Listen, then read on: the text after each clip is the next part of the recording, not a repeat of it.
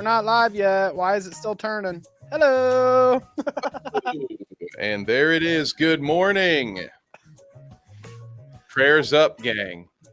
I feel like my colors keep changing. It's like Stay orange blessed. now. Oh, do you have like a little transition deal going? Oh, there it is. Now you're purple. What is that? Oh, now you're inevitable. Dude, my lights aren't changing. The lights up here are not changing. Full Thanos. The camera is like adjusting weird to it. Because it's not changing. They're on one setting. It's so weird. What up, everybody? It's a great way to start. Good morning, Headbug King, everybody in the chat. Happy Mother's Day for the UK only, apparently. So happy British Mother's Day. The rest of you mothers, wait your turn. We love the British mothers, okay? We love the British mothers. I couldn't share us out on Twitter. It seems like Twitter's fucked. What? Does it seem like since Elon really has started going on his like whole tirade with the Doge shit, that like Twitter has been getting attacked? I feel like every other day they're like, we're getting DDoSed. It's fucking whatever. Fucking Anonymous is getting us or whatever. It's tough to say. It could just be that there's no one working there anymore. So whenever there is a problem, it takes them a minute to figure it out. I agree with Harles on this one. It has been wrecked for quite some time. Remember when it used to seamlessly integrate with like everything? Remember when you could tweet from your PlayStation? Those were the days, man. You could be like, dude, I 360 no-scoped this noob. Check it out, entire world. Boom. Right, Direct to Twitter. Loved that API access. I miss it. Well, I fear that Twitter is never going to get any better, folks. So sorry about that. If you're looking for our post on Twitter, probably not going to happen. That just says retry, reload. It might take everybody a little bit to roll in today since I'm not alerting anyone. So bear with us. Whatever. We got Headbug, we got Harles, we got Kanga. I mean, it's already a party. So what else do we need, you know? A little caffeine and I'll be set. Yeah. I just remembered. I forgot because we were dealing with some other stuff pre-show, but I was gonna do the alpha male ice dunk before the show or at the beginning of the show to see if it like invigorates me and gets me ready to start. I feel like I've already started though. Should I do it? Do you want to take the helm and entertain while I set up the ice? Oh, I'm happy to do that. Yeah. Right. I have a similar morning routine, but mine's with a bowl of chocolate pudding that I dip my face into.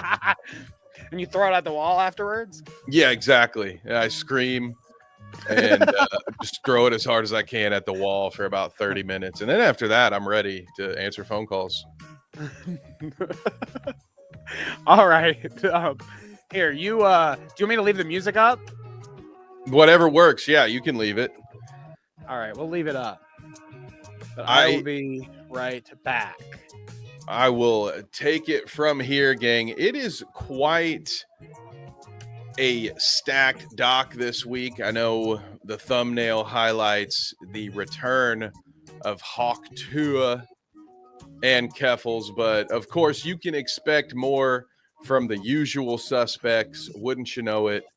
Ethan Klein is beefing with someone, so we've got some follow-up on what will soon be our next IRL courtroom drama, potentially. Look out, Daredevil Born Again. We've got Ethan Klein versus a guy named Noah, I believe. Noah Sampson. Hasan in another beef again. Shouldn't be surprised at this point. I think how many seasons has he made the thumbnail? He is a very frequent new season art edition. Shouts out again to Mel Seeley for hooking us up with the new background, which I will get this switched to, actually. When Danny gets back, I realized we still got last season's background up today, but Hasan makes that banner image almost every season. It's incredible. I don't know. Somehow he is inevitable. But a few other topics I think we're going to be touching on: the Quarterings coffee brand explosion, and not the good kind like you want in business. Could be all downhill, which means the time is right for Danny and I to slide in with the Clout Route cold brew. I think the stars are aligning here for us. We're going to switch over to Kick and Rumble and start pushing white label cold brew coffee, or maybe we'll just make it at home and mail mason jars of cold brew out. Oh, gang, you are not ready for this. Danny, are you going to add yourself? If not, give me a thumbs up and I can add you. Danny said I was half orc. I need to know which side. You were right, Headbug. Of course, it's the French side. That is the orc half. Noah the male. All right. I love that. You've got a real V for Vendetta vibe going. That's also, Danny, we got to work on selling our own cold brew. So I hope that's okay. I put us on for that. I can barely hear you. Something about cold brew. Yeah, we're going to start selling your super strong cold brew online. All right. Are we going to see if this works or what? Hang on. Alpha male? Am I an alpha male yet? We're ready. Oh, God, you had to make me big. All right. Fine. Here we go. Here, you can make me big. They can see it.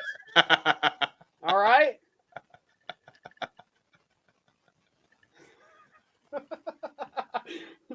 All right, alpha male.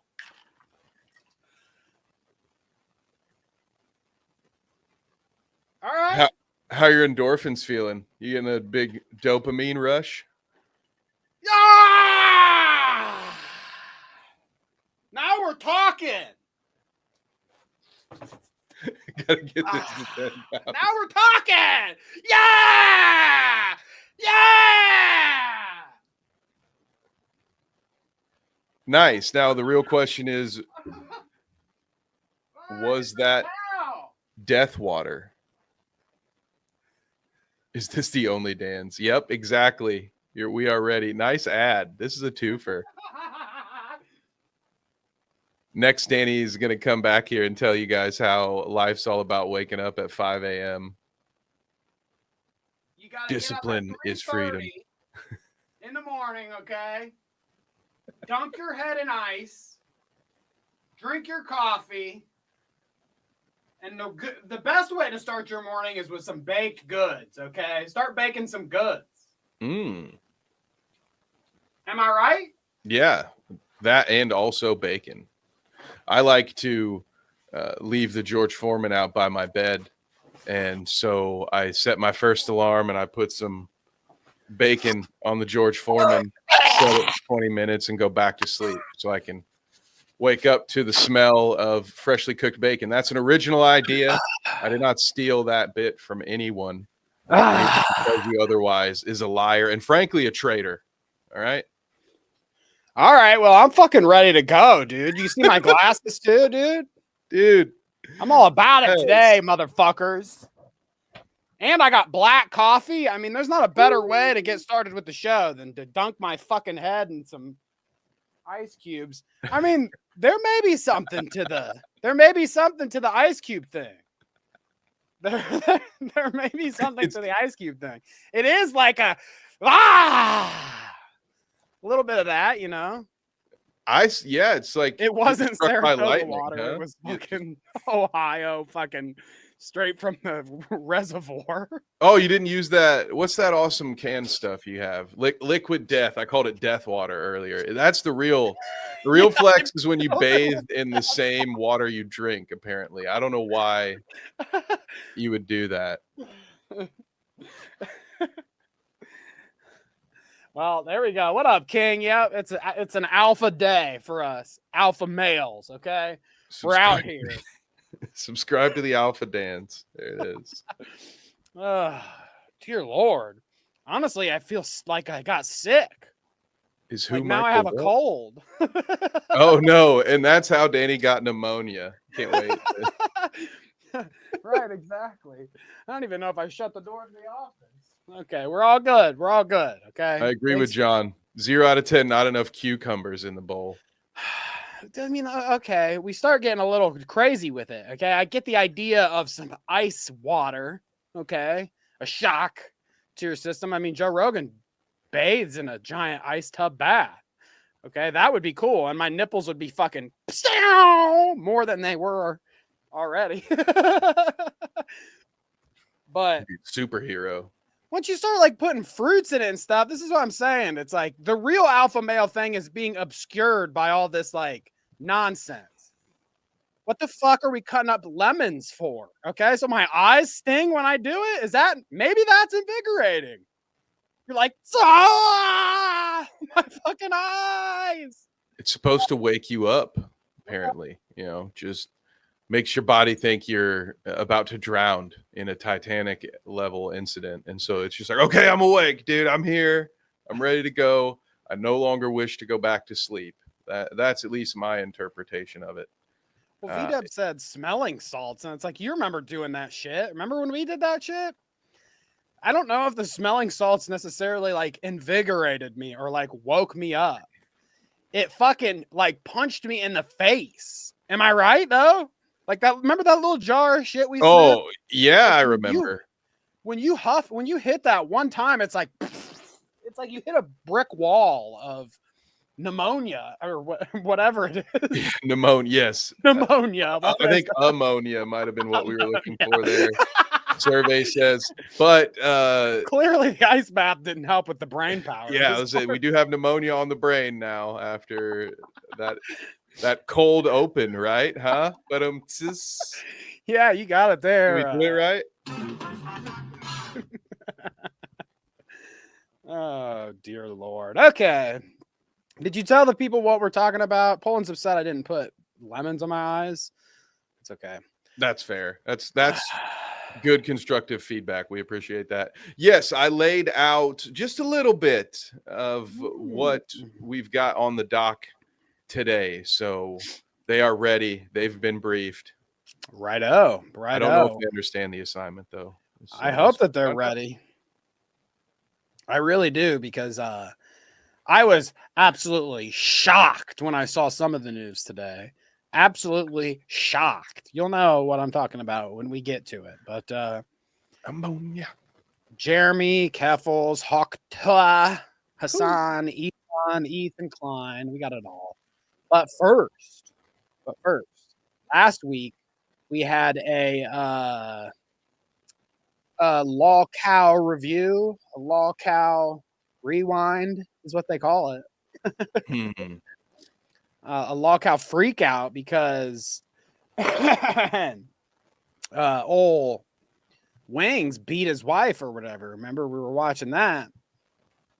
We've got an update. Oh. I'm afraid it's probably not a good one, folks. So bear with me 1 second. We are going to roll out the trigger warning. No, I think we're good here. I don't know. Maybe the people, I'm curious to see, what do the people think about this whole situation here? Ooh, that's so a lot of speed. Can you believe, first off, do you think he actually wrote this? Well, I don't see an exorbitant amount of emojis in here. So, that's 1 point against it being Chat GPT, but I wouldn't be surprised if at the very least Kelly wrote 75% of this. That tweet is way too long. Yeah, I didn't even know you could make tweets this long. I mean, come on. Yeah, this is absurd. What am I, subscribed to your Substack? What is this? Okay, so yeah, let's read some of this. So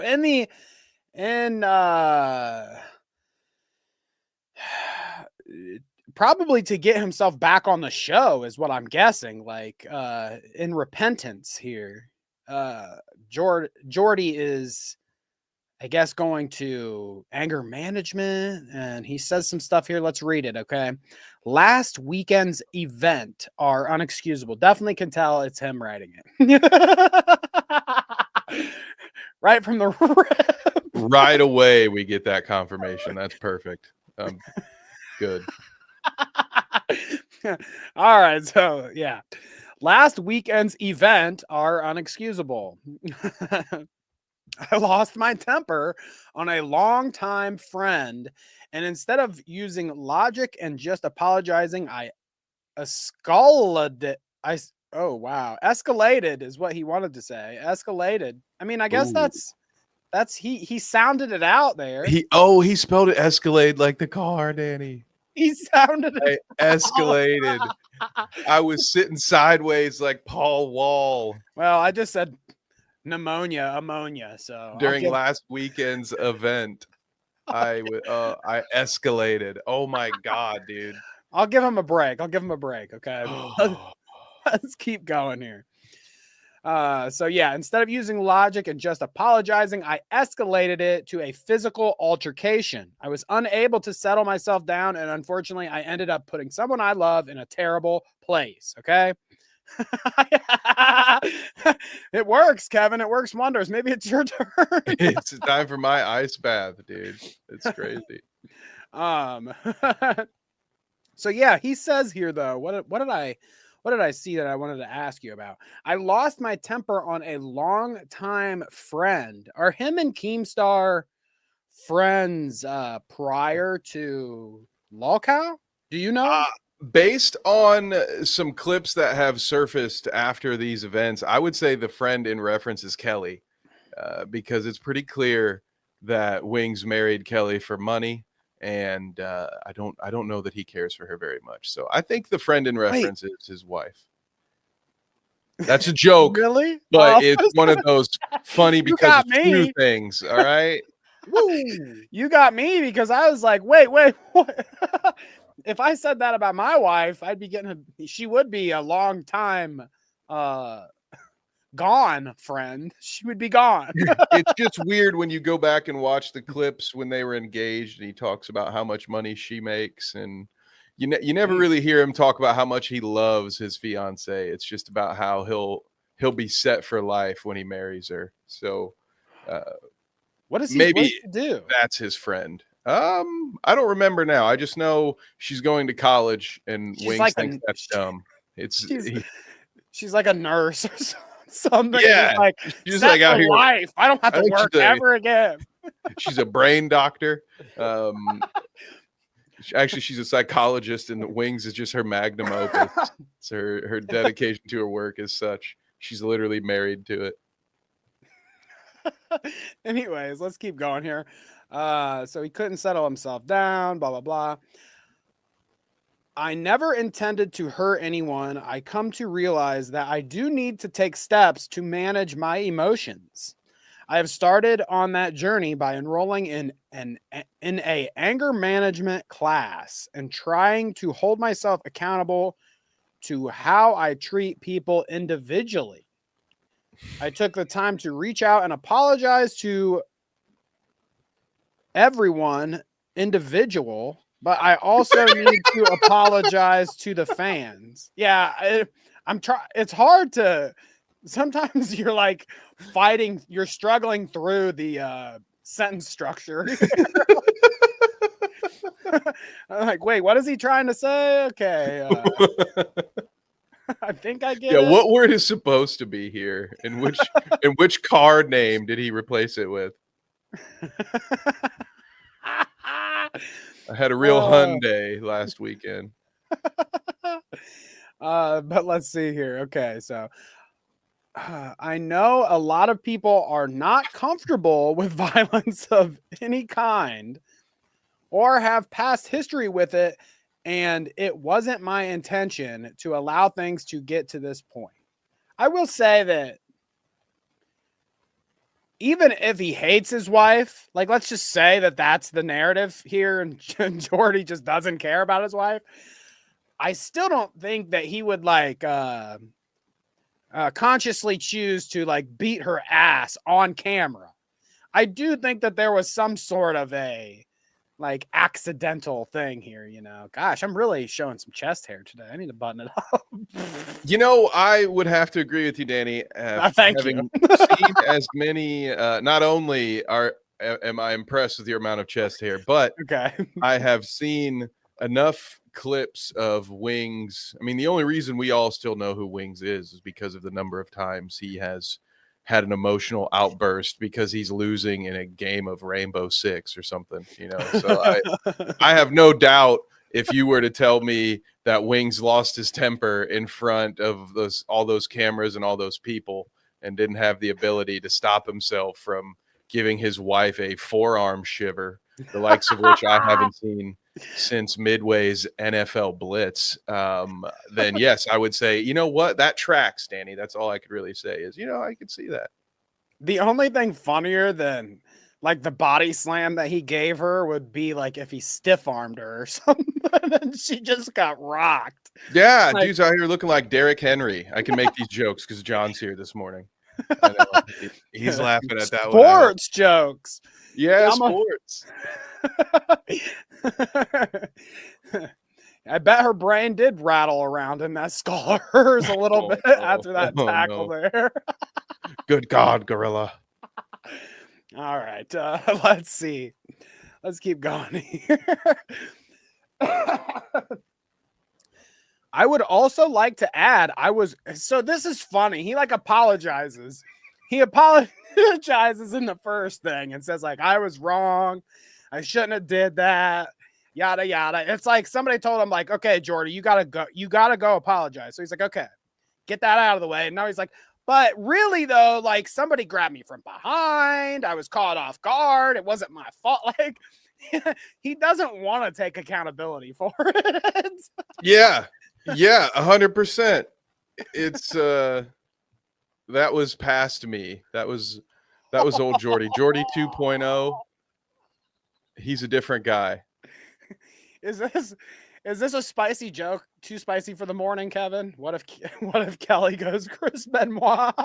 Oh, that's too soon? Little, is it too soon for that? No, maybe not too soon. I mean, it's been long enough, but that might be a little spicy for the morning. If you people don't understand the sports references here, what if Wings slamming his wife onto the table causes her brain to rattle around so much in her head that she gets some kind of tragic CTE that causes her to lash out in the middle of the night and Minecraft her entire family while they're sleeping, and then end it for herself as well, just at the end, right? That's how it went, right?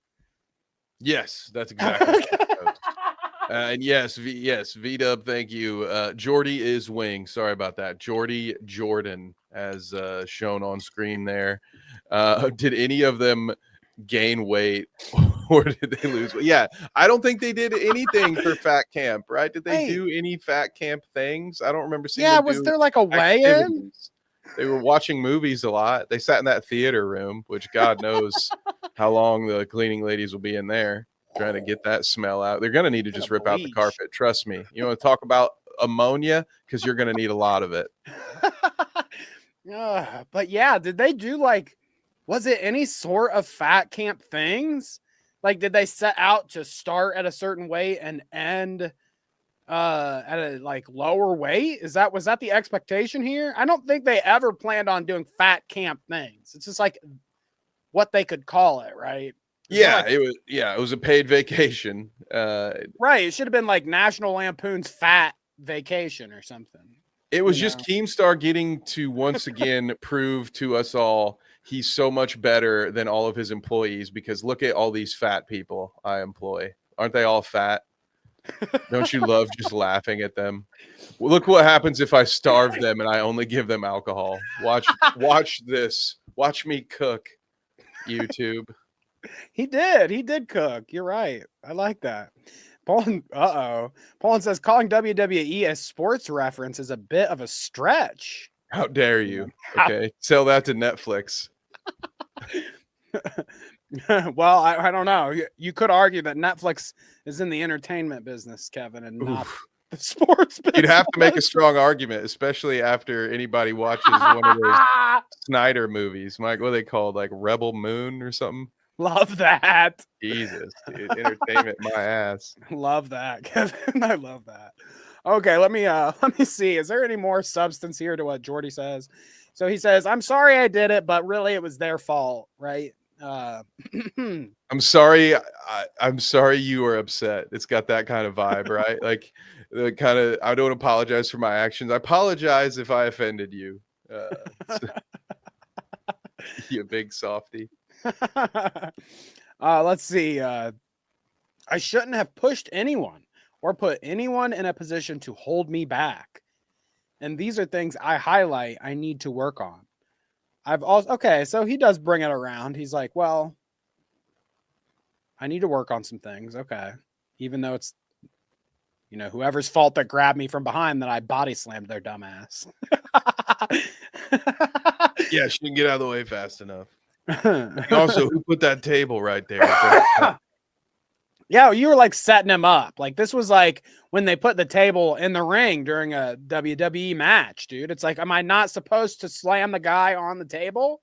Okay. Yeah, it's the first. There was a table right there. Yeah, we all know it. The person who sets up the table will get put through it. That is wrestling 101. We all know it. We're here to play along. Right. Let's see. He says something about boxing here. Holy shit. I've also had a good friend point out my flaws in my personality over the years and allowed me to reflect more on myself. I didn't take a second boxing match because I hated hitting people and I never want to hit anyone if it can be avoided. I was very unprofessional and take full account for it. Okay, like this is not true though. I was very unprofessional. What a weird way. Like, that's just not true. I feel like he boxed because he likes to hit, or at least found the idea of hitting Boogie interesting. That's why he's decided to box him. And then he says, I didn't want to do a second one because I hated hitting people. You were chasing after Keemstar to punch him in the face. Because what do you mean? I hate what I'm going to have to do to you. You made me do this. Yes. Yeah, for real though. Like, what the fuck does that mean? You wanted to hit him. Dude, not only did he want to, he instinctively went for Keem's eyes. Now, to be fair, Keem goozled him first. Like, these guys both have some pent-up aggression because they immediately went for, the throat literally, and then the eyes. Like, that's some dirty fighter. Like, I want to inflict punishment behavior. Some real sicko stuff between both those two. And I, for one, would pay at least $12 for front row seats to watch them in a hardcore death match with light tubes and barbed wire wrapped around steel chairs, all the works, all the good stuff that normally I would never pay to see. I want to see it from these two now. So good job, guys. It worked.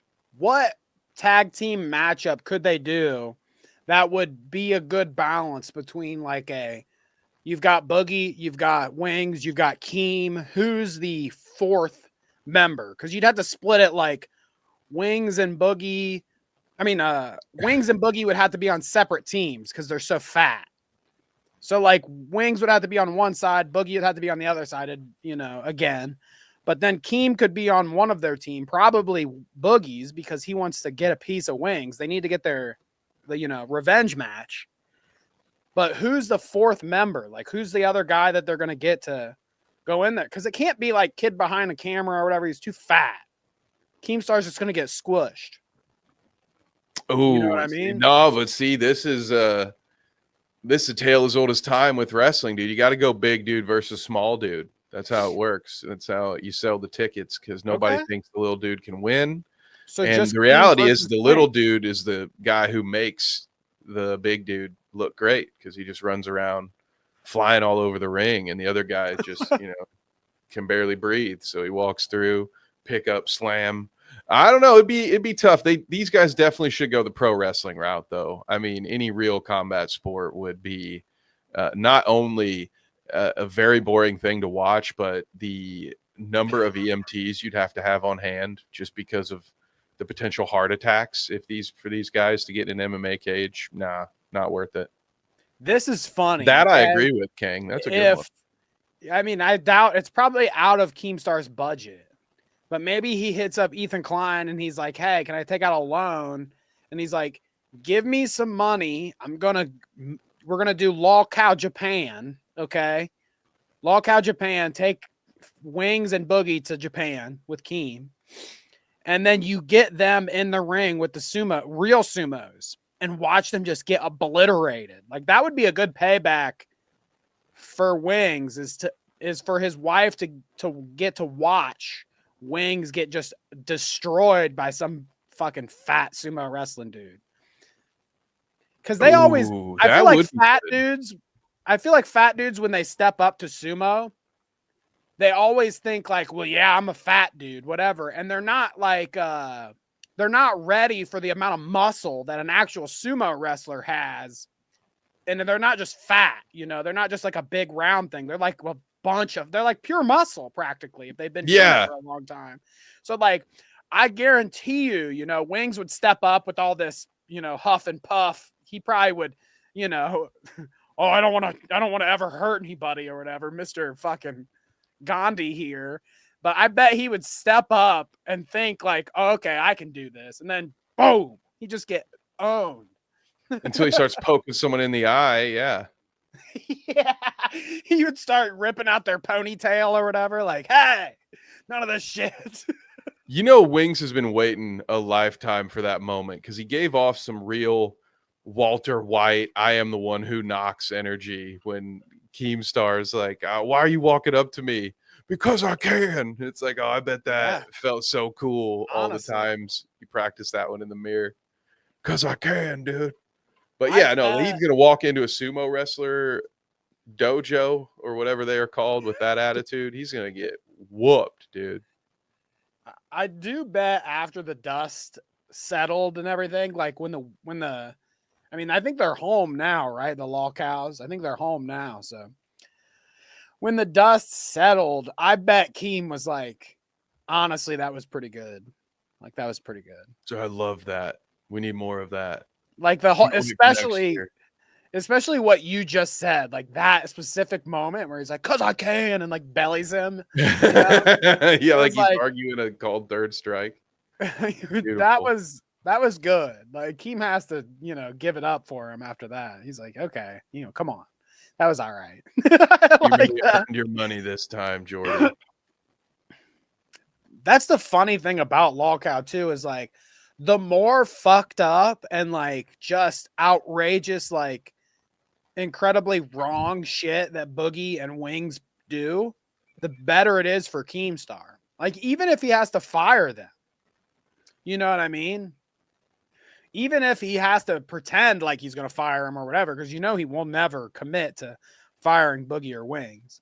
But he can pretend like, oh, Boogie's got to get better or whatever. I mean, Wings has got to get better or whatever, blah, blah, blah. He's got to handle his anger management. But in reality, he wants them to fucking lose their shit and go nuts as much as they can. It's the only thing they can do. Nothing else is going to get them views. Like what we saw what happened when they brought on King Cobra, for instance. They don't have really the ability to get anything out of those interviews. When it's been, I don't even know what their on base percentage is when it comes to all these additional hosts on these additional shows, but it feels like it's a revolving door of new and, for want of a better term, talent walking through the doors there at the Lolcow universe. So what else do they have other than to manufacture these dramatic moments and have people do crazy shit for a spike in views? Let's get those clips out. So the only question is, how far is Keem going to be willing to go? Because ultimately, Danny, we're going to get to a point where Boogie and Jordy can't do anything else to degrade themselves any further. And it's going to come down to, is Keem going to be willing to pantomime some of this same bullshit and have Brantley fake slap him or something? Because that's what I'm here for. She's quite the thespian, all right? Quite a stage performer, that Brantley. I think they could really pull something off. She smacks the shit out of him and yells at him. And we've got some like fake Keem is a cheater arc or something. That's where I see them going. It's like, Keemstar's ego, right? So it has to be something that he would perceive as being cool. Like, oh, well, my big drama is just that hot chicks like me. Oh, I'm sorry, I'm such a guy. He's going to do this Vince McMahon arc, bro. He's going to do this where he's like, because didn't Vince do this bit where it was like this lady was, I swear it was in the documentary. This lady was like suing him or like going to the media against him about he was being like, he was sexually harassing her while she was working for him. And then they like wrote it into the script because she had like, they had that confrontation about him sexually harassing her or whatever. And then years later, she came back and was like, wrote into the script, like they made out or something later on after she had already tried to slander him or sue him or whatever it was. It was like later on down the line, he had a storyline where she came in and he's like, fuck you, bitch. You tried to sue me or whatever. I don't care about you. And she's like, yeah, well, I want to fuck you now. And they make out or whatever. And dude, who wrote this? Things. Alan Moore? It is something like that. I swear to you, it's something like that. So yeah, that's what Keem's going to do, dude. That's honestly, Keem could benefit. And he'd also probably end up going to jail at some point.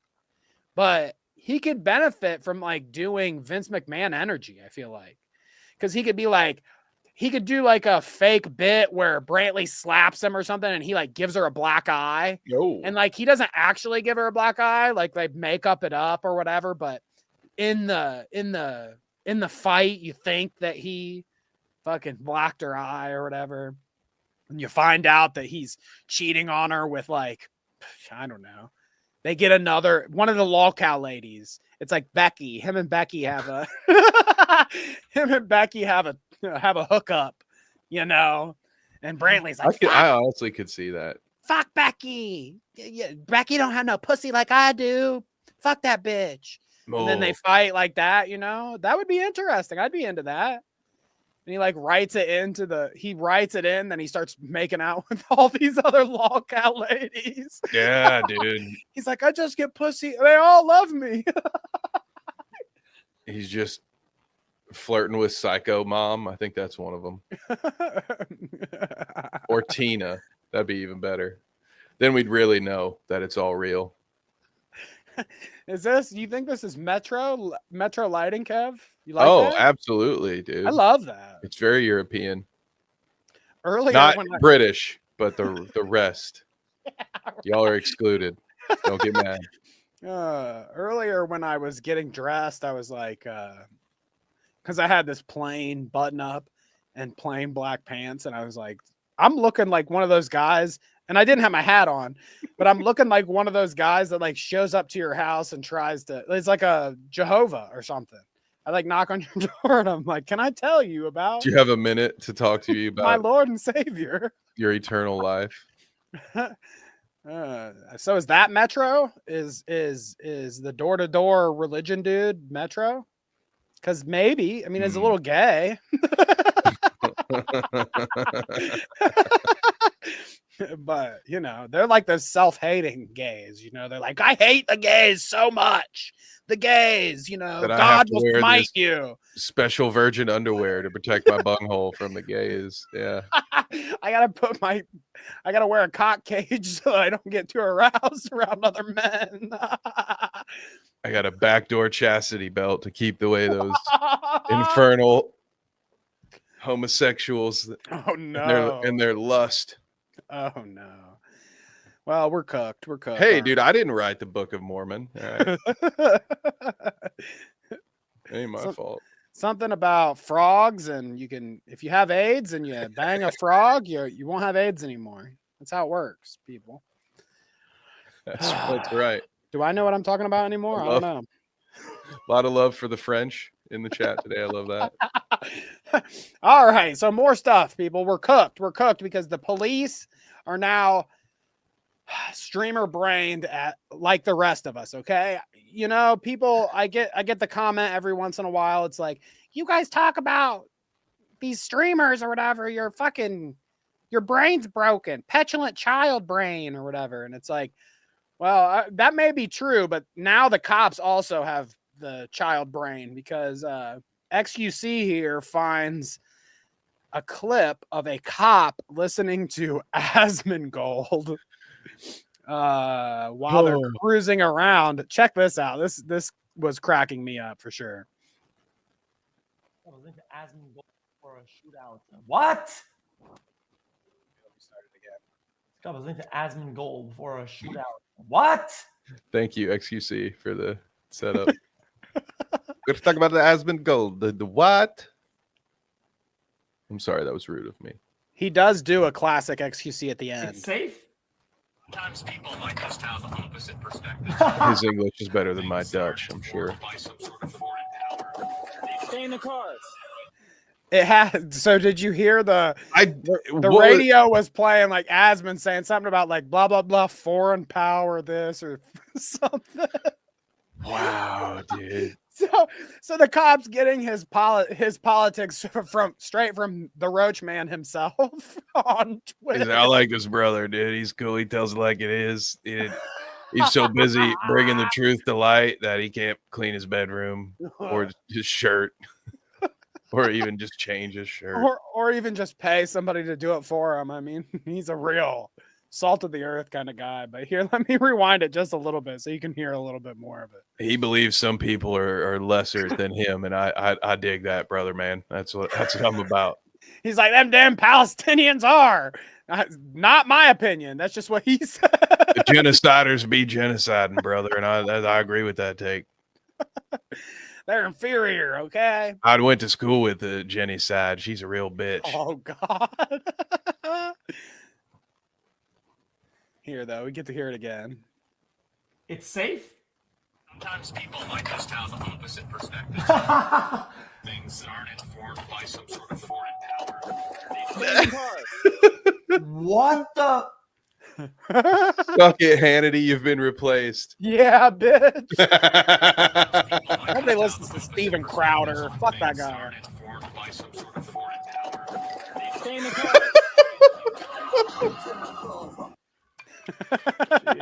I'm not going to watch the rest of that. How's it? Did you catch that at the end, though? For a shootout. What? The video restarted, but if you listen to like this last 10 seconds, he's like, sound like the intro to the song Cotton Eye Joe.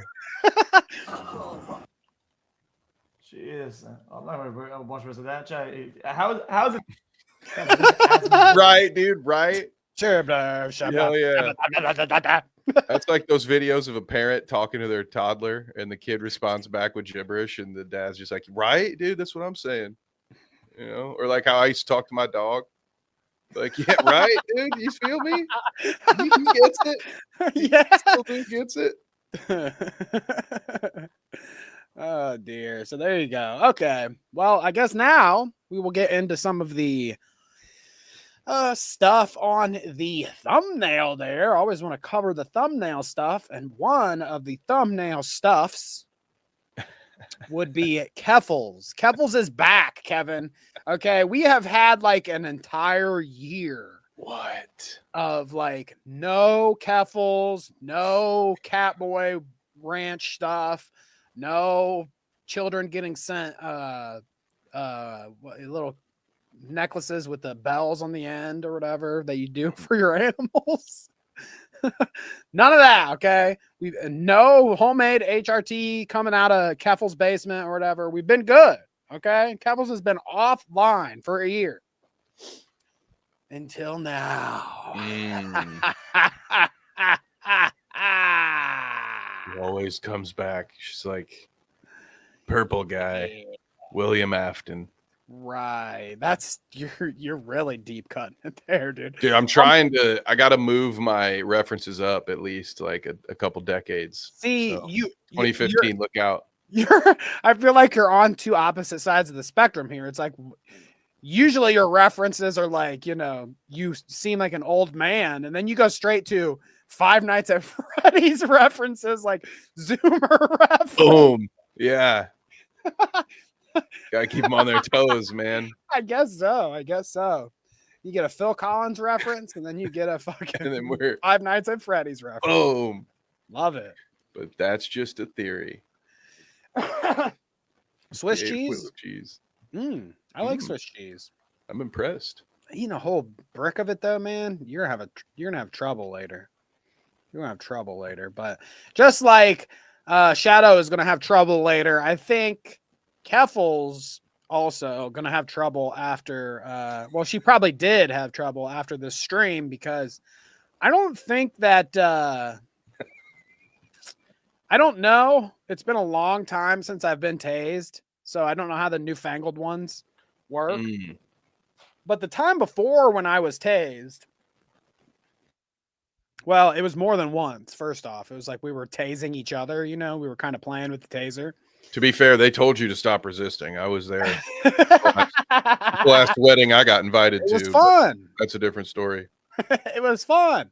But I was a little sore after a bunch of tases, After you get tased a bunch, it does get a little taxing on your body. So I think Keffals might have woke up the next day with a little regret, but I don't know. You never know because she sure seems like she's fell off the fucking deep end, okay? Not only is this this is cursed, first off. She's doing like a green screen thing, which is fine. Everybody does that. But like, she looks like she hasn't left the house in the entire year. Am I wrong or am I right? She looks like a ghost of Keffals.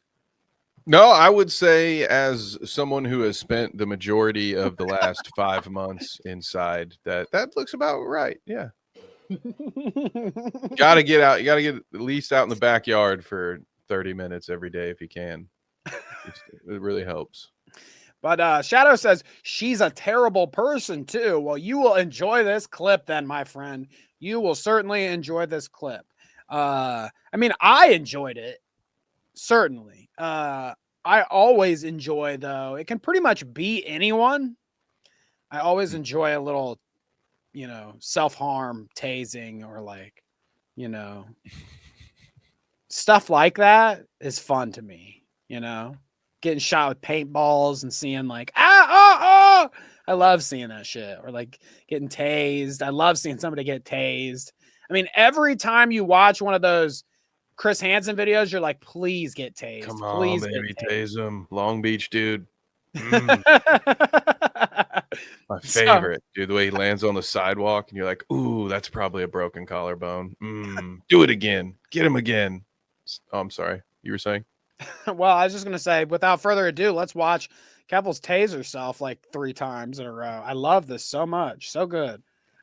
Honestly, for her own mental health and her life, I would encourage her hey, maybe just stop, maybe just don't stream, maybe just don't do the thing anymore. Okay, clearly it's not working out. But I will say, if she's going to do it regardless, because she's been getting told for over a year, quit, stop, don't stop, go away. She's been getting told that forever.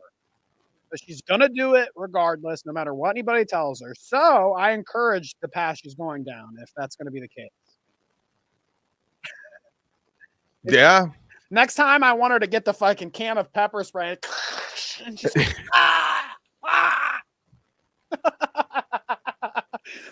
I'm down.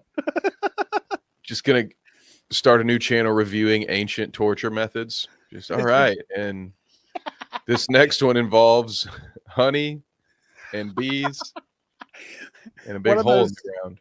What are those big the Iron Maiden? She could test that out. She could be the Iron Maiden if she really wanted to be.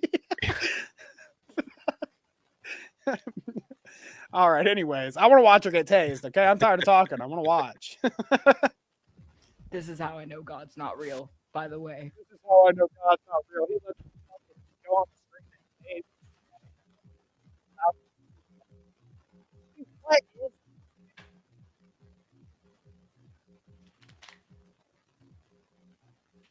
this is absolutely unhinged. This is a crazy person. This is a crazy person. Am I wrong? No, I mean, it's been a crazy person, but you're absolutely correct. Yes. This is just so unhinged. Like the whole setup looks kind of creepy. It looks like she's out of her basement doing this.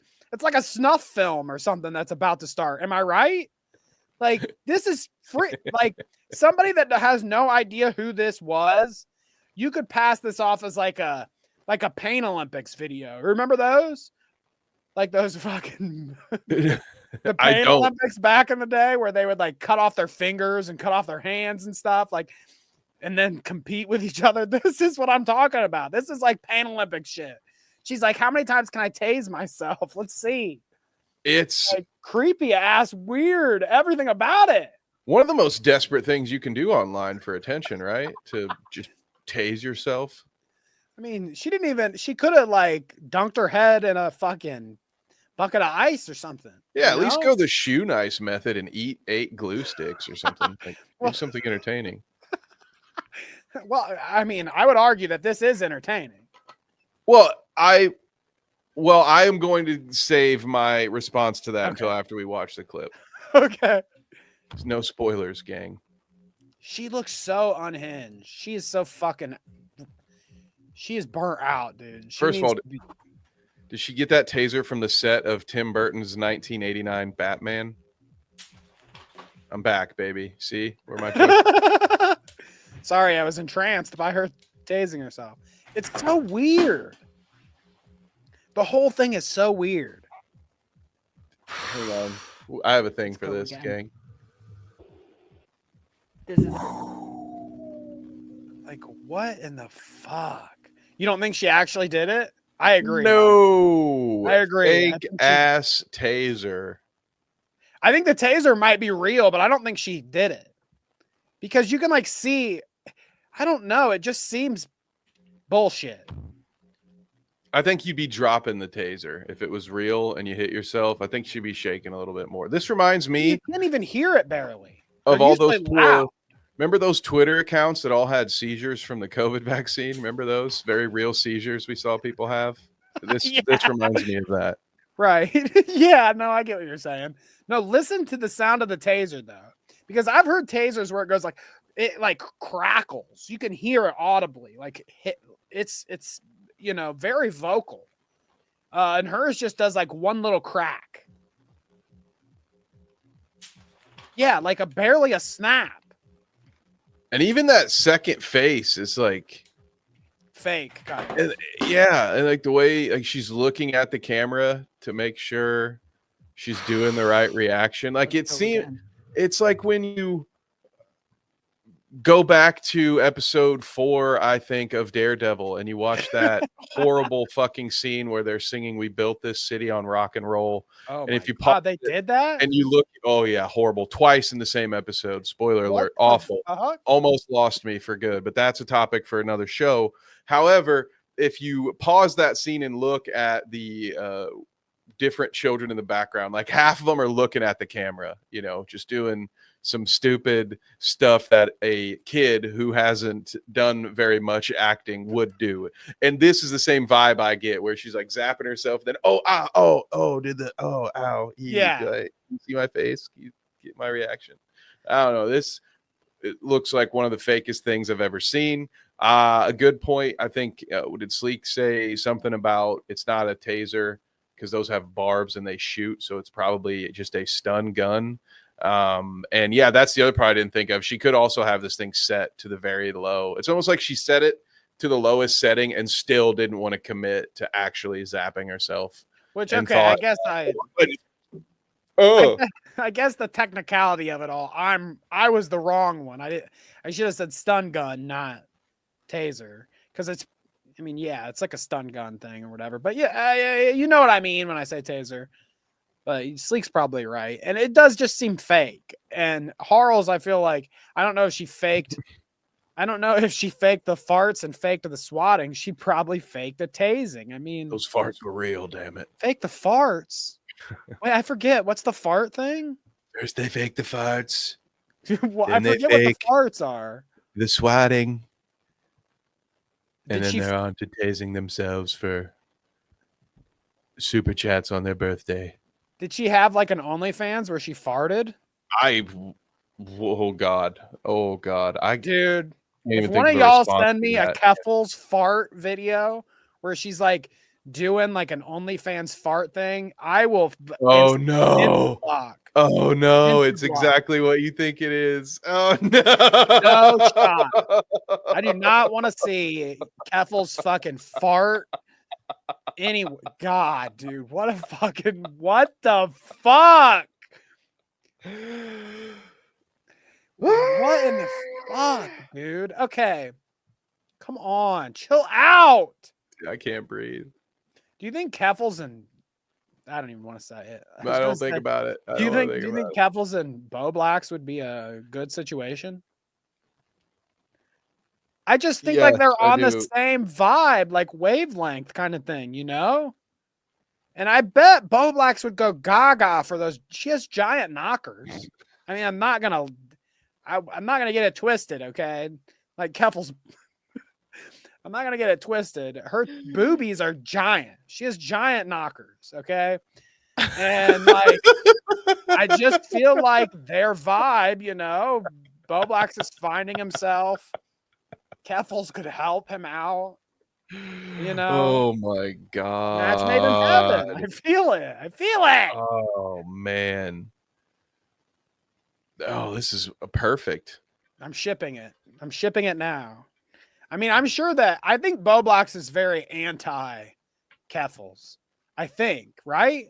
If I remember It's correctly, like a love-hate thing, though, he was right? one of the Where it's guys like- that was like, fuck you, Keffals. You're annoying. You're fucking hypocritical, yada, yada. That's also why he was very pile on tipster and shit. I mean, he has to be anti Keffals. So honestly, if he heard this bit of me saying like him and Keffals would be good for each other, he'd probably tell me to go fuck myself. It's a very, very thin line between love and hate, Danny. I believe that's what the Finding movie, myself. what a thin blue line is about. That What very did I do, dude? All I did was dunk my head in ice. no, yeah. See, it turns you into a supervillain. I think gives you unlimited energy. The cocaine's a ruse. It's actually been ice baths this whole time on Wall Street. It's like, woo, God, fuck, woo. How nuts do you think it would be to get?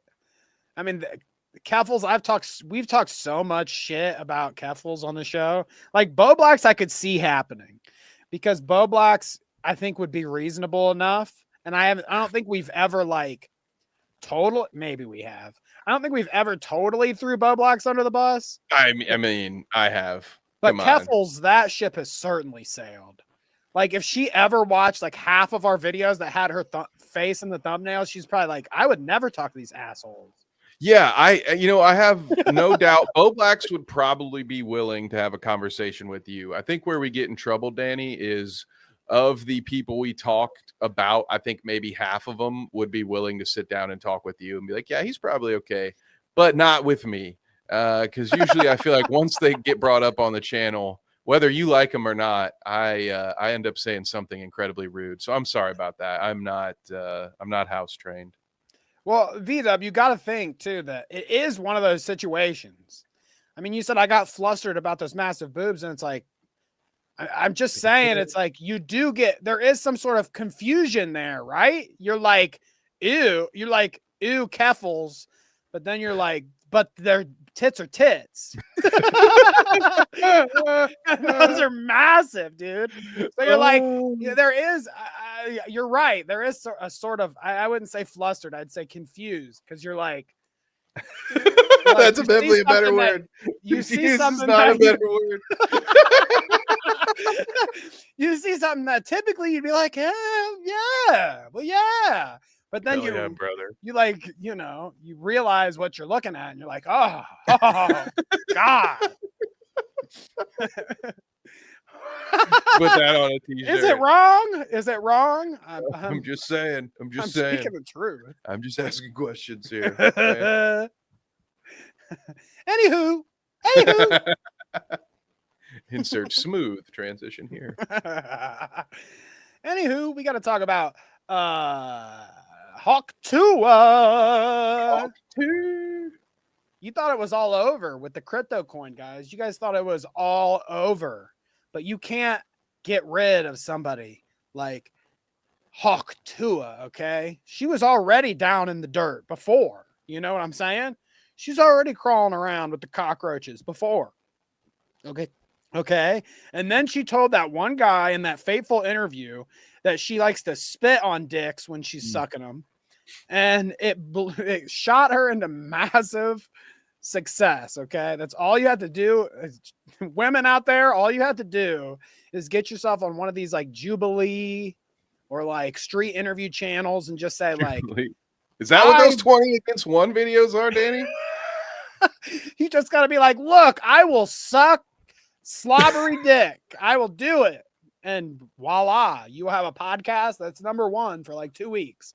And then you do a crypto rug pull and then you get out and you're good. Only requirement, you have to be registered to vote. All right. It's the... That's right. That's right.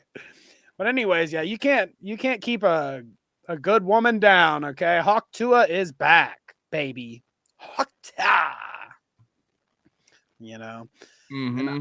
I couldn't miss the opportunity to get you to have Hawk Tuah spitting on that thing and it be fucking Keffals on the receiving end on the thumbnail. I don't blame you for that decision whatsoever. Yeah. You really did that thumbnail justice. I like that a lot. Sometimes the stars just align and you're just there. I'm just there to receive the message. Right. So Hawk Tuah has officially returned to the internet. Drama Alert says here is her return TikTok. Okay, she's going to address all of the issues. Did she rip you off with the crypto? Well, she's going to respond to that. Okay. Have you been wondering where she's been? Is she still sucking and spitting? Maybe not. Maybe she's swallowing now instead. You know, sleeping this time. Doing all the things, making her way around. This is depraved. I'm getting too. This is too perverted. It's too perverted. Okay, it's baseline. It's too perverted. She started it. Okay, she started it. She did the interview talking about sucking and spitting on dicks. Okay, her nickname is Hawk Tuah. Okay, don't get mad at me because this is all pervy shit. Okay, she's a pervert. She started it, right, Kevin? Yeah, disgusting with such lewd sexual acts. Who goes around and tells people how they suck dick? Yeah, who even? Gross. Am I right? Just who would even discuss such things in public? I mean, I'm definitely being like over the top, ridiculous, obviously, but who really does that though? Who really does that in just casual conversation? You're like, yeah, I like to spit on it when I suck that thing. Hey, question asked, question answered. I, for one, am very glad that there weren't people running around bars surrounding the University of Toledo way back when. They might have asked me all kinds of questions and I might have had all kinds of stupid answers for them. So I don't know. I don't think I ever would have come up with Hawk Tuah, but so we're safe there. Those horrible women, which ones? Where are they? Oh, Harles. Oh, God, I love it. We're getting The Office and Always Sunny in here today. I get in trouble at work for talking about kink. That's right. You should. You should, admin, okay? Keep that shit in your head, dude. If you want to talk about your kinks, you can come to the Clout Route chat and drop it in the chat and we'll laugh at you or whatever. But you cannot be talking about that at work, okay? That is inappropriate, admin. What a water cooler conversation that could be. Advin's like, yeah, the last time I sucked on a dick, I spit on that thing, and the other person I'm just trying to get some water, dude. Like, chill out. I can just imagine somebody walking up and be like, man, you see the new Sports Illustrated swimsuit magazine, man? I can't help but notice that they keep burying their feet in that sand, brother. It's just awful. Why can't I see? I just want one close up of a woman's feet. Oh, I'm sorry. Are we at work? Oh, my bad. Exactly. Whoops. Those intrusive thoughts win again. Paulin says, "Why are we watching Hawk Tuah take a nap?" All bondage talk. Okay. All right. Now everybody starts shaming Advent for his bondage talk at work. Well, it's all fair. Everybody else was talking about their home renovations. So am I not supposed to mention that I installed a sex swing into my bedroom? Like, when it's my turn to talk, am I just supposed to act like I didn't do all that myself? I'm very proud of that craftsmanship. All right, I'm going to bed now. I'll see y'all tomorrow. Well, she's finally back, people, and we're gonna watch. Hawk Tuah's back. Breaking news: Haley Welch has been shot. Haley Welch dead. The Hawk Tuah girl has died.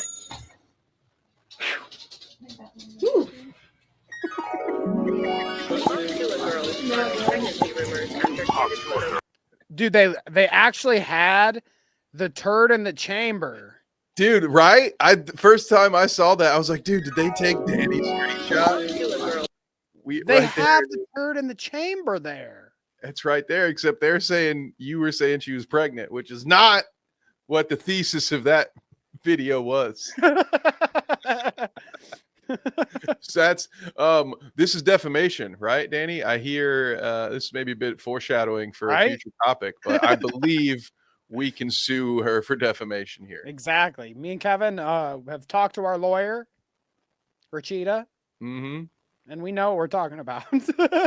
I will never ask a woman if she's pregnant. I don't care if it looks like she's smuggling a watermelon out of a store. I would never. I'm not. Nope. Pregnant. All it takes is seeing someone get that wrong one time to know that, you know what? I'm just gonna mind my business. You're pregnant, congratulations. You ain't ever gonna hear me say, "Oh, when are you due?" Pal. That's a dangerous game, friendo. Everybody should know that you need to switch it up. Okay, you never ask somebody if they're pregnant. You ask them if they've pooped today. Oh yeah, you got one in the chamber. That's a much better way to exactly what I said with this is that she has a turd in the chamber here. They shouldn't have assumed that she was pregnant. They should assume that she's constipated. Okay, she's fucking got one in the chamber and she needs to let loose. It's just she's got things going on. She stopped up. She had a wheel of Swiss cheese, like Shadow said, and she can't get that turd out anymore. But anyways, let's keep watching. Okay, turd in the chamber. Pregnancy rumors after candid photos. Oh, my bad. Breaking news: the Hawk Tuah girl is not missing. She's pregnant. Oh my god! So, what do you think about that? Is that cute that she did the whole oh, they thought I was pregnant, and then she did a couple "I'm pregnant" bits and funny. This is amazing. I mean, I can completely understand why she went silent for a couple months because she's gearing up to come back with this. And perfection takes time, Danny. Rome wasn't built in a day, and here we have just the culmination of a lot of effort. There were some triumphs and tribulations along the way, but now we have this. I imagine, Danny, that this will play on a loop in the Louvre somewhere because, as Chaz established, the French have no culture. So it's interesting. VDub says another Elon baby mama. Now that is curious. I could see him. He's like, I am become meme. I'm become meme. I had to, hook up with the spit on that thing girl. Okay. Oh, I bet he spit corn pops. He shot them right out of his nose when he heard the Hawk. He was eating his morning breakfast, which is a very sugary cereal. And he was just like, oh my God, I spit on it. Wow. Oh, legendary meme. We're going to make robots. We're going to make robots that will spit on that thing. LOL. That's how he does it. Okay. You're talking about it right now, Kevin. He needs a consultant for his blowjob robots. So he's like, who better to consult then the Hawk Tuah spit on that thang girl, okay? We're going to get her. Tesla's going to hire her. And then also, while she's here, I can corner her in my office. I can push that button under my desk that locks the door and turns on all the cameras to alert me for when anybody comes around the corner. And then I can have my way with Hawk Tuah. Hey, Haley, what's your address? I'd like to mail you my essence in a turkey baster. Oh, let's keep watching, okay? We keep What's- getting distracted. This is foreplay. What are you talking about? This is why our What's edited going on with that videos Hawk are Tuah chick? 40 She minutes going to jail? long. Anywho, do I get a phone call? The Hawk Tuah girl. No one knows finance quite like Miss Tuah. I think your impression is way better than Stephen Colbert's. Well, what can I say? Okay, Stephen Colbert. He's a horrible journalist. He's an abomination. He's very fake news. In my opinion, Stephen Colbert, he should be illegal. It's very not funny, very condescending. Where is he from? Not even Australia. from- Send him back. He's a typical DEI hire, okay? Delusional English idiots. That's what it stands for. That's who they send to Australia. You're right. That was good, Kevin. They send said, the Stephen- delusional European idiots to Yeah. Australia. Say, And that's where he's you act from. right, or I'm going to send some Hessians after you, okay? The French still owe me money. Vito says, imagine losing your life savings to this. I spent it all on Tuah coin, and she fucked me. Get your ass up. We got stuff to do. So there it is. I mean, I guess we were talking too much over the ending. Let's watch it one more time. Oh, No one knows finance quite like knows. Miss Tuah. Get your ass up. Wow. We got stuff to do.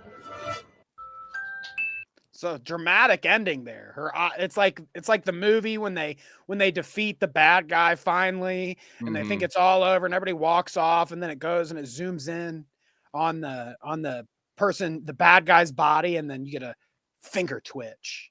yeah. It's usually like Freddy Krueger's glove popping out. You're like, shit, are they still in a dream? Whoa. Oh my God, dude. What? This is there you amazing. go. Wake She's back. up, loser. We have more idiots to scam. That was what I got out of that. She's back, baby. Tuah's back. Tuah and Keffals. So, I mean, honestly, if you think about it, Kevin, everything is on the up and up for us. Because as long as there's people like Keffals tasing herself and Tuah spitting on that thing, we've got plenty to talk about on the Clout route. Okay, so don't you worry, folks. Hopefully they do a collaboration here soon. Okay, that's what I'm saying. We're putting it in. I feel like our show specifically, when we talk about things and people, it kind of like puts it into the atmosphere, into the ether, Yeah. and then things happen. Because like I really think about this in the second half here. We're gonna talk about some of this crap, but we've been talking about Ethan and Hasan bitching a lot, and then we did that video on Elon being a piece of shit.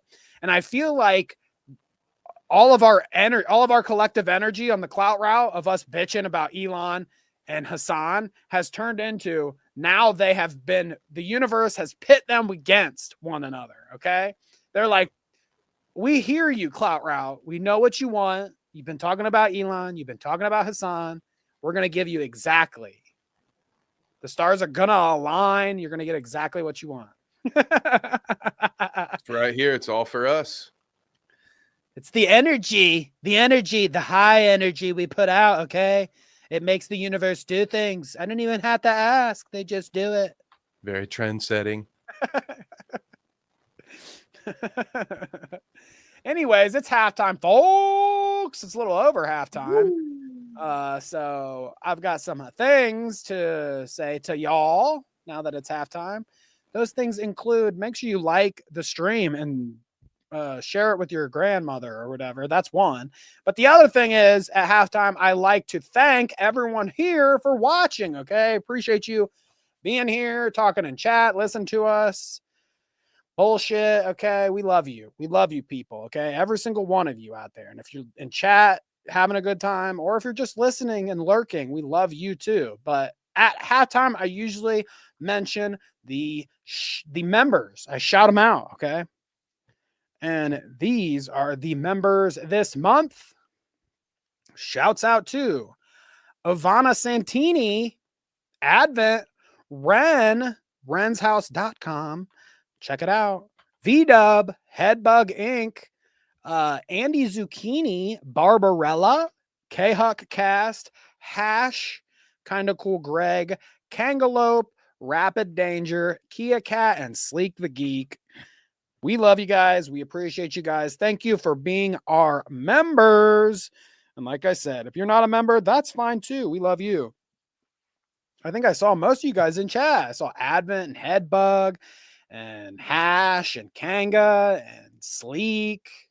V-Dub, did I say that? I don't know, but I saw all y'all, okay? So shouts out to you people. In the second half, we're going to be talking about Hasan versus Elon. Like I said, there's also some Ethan Klein defamation against Noah Samson. We might talk a little bit about that. Also, the death of the quartering. At least his coffee stuff isn't going very well. Let's just say that, okay?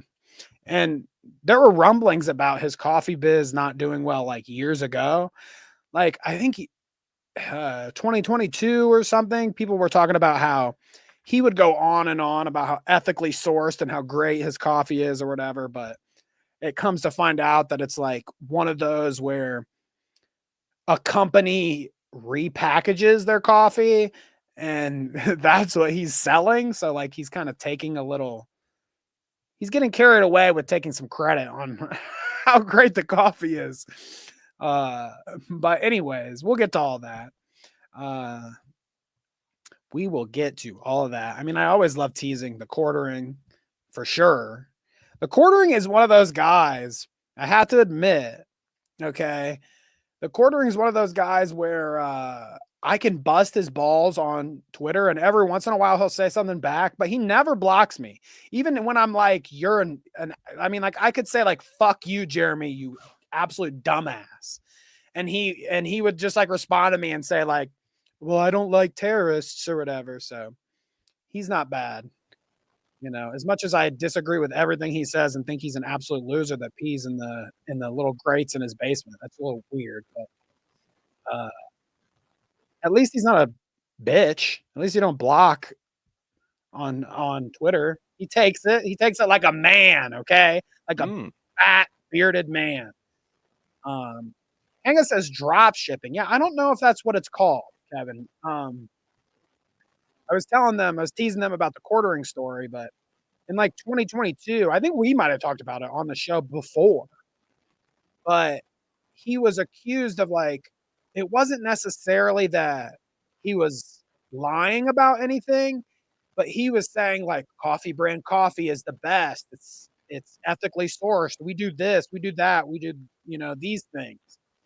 And then he was like showing videos where his guys were like wearing coffee brand coffee shirts and they were like pouring coffee beans into a thing. It looked like he was like doing it all.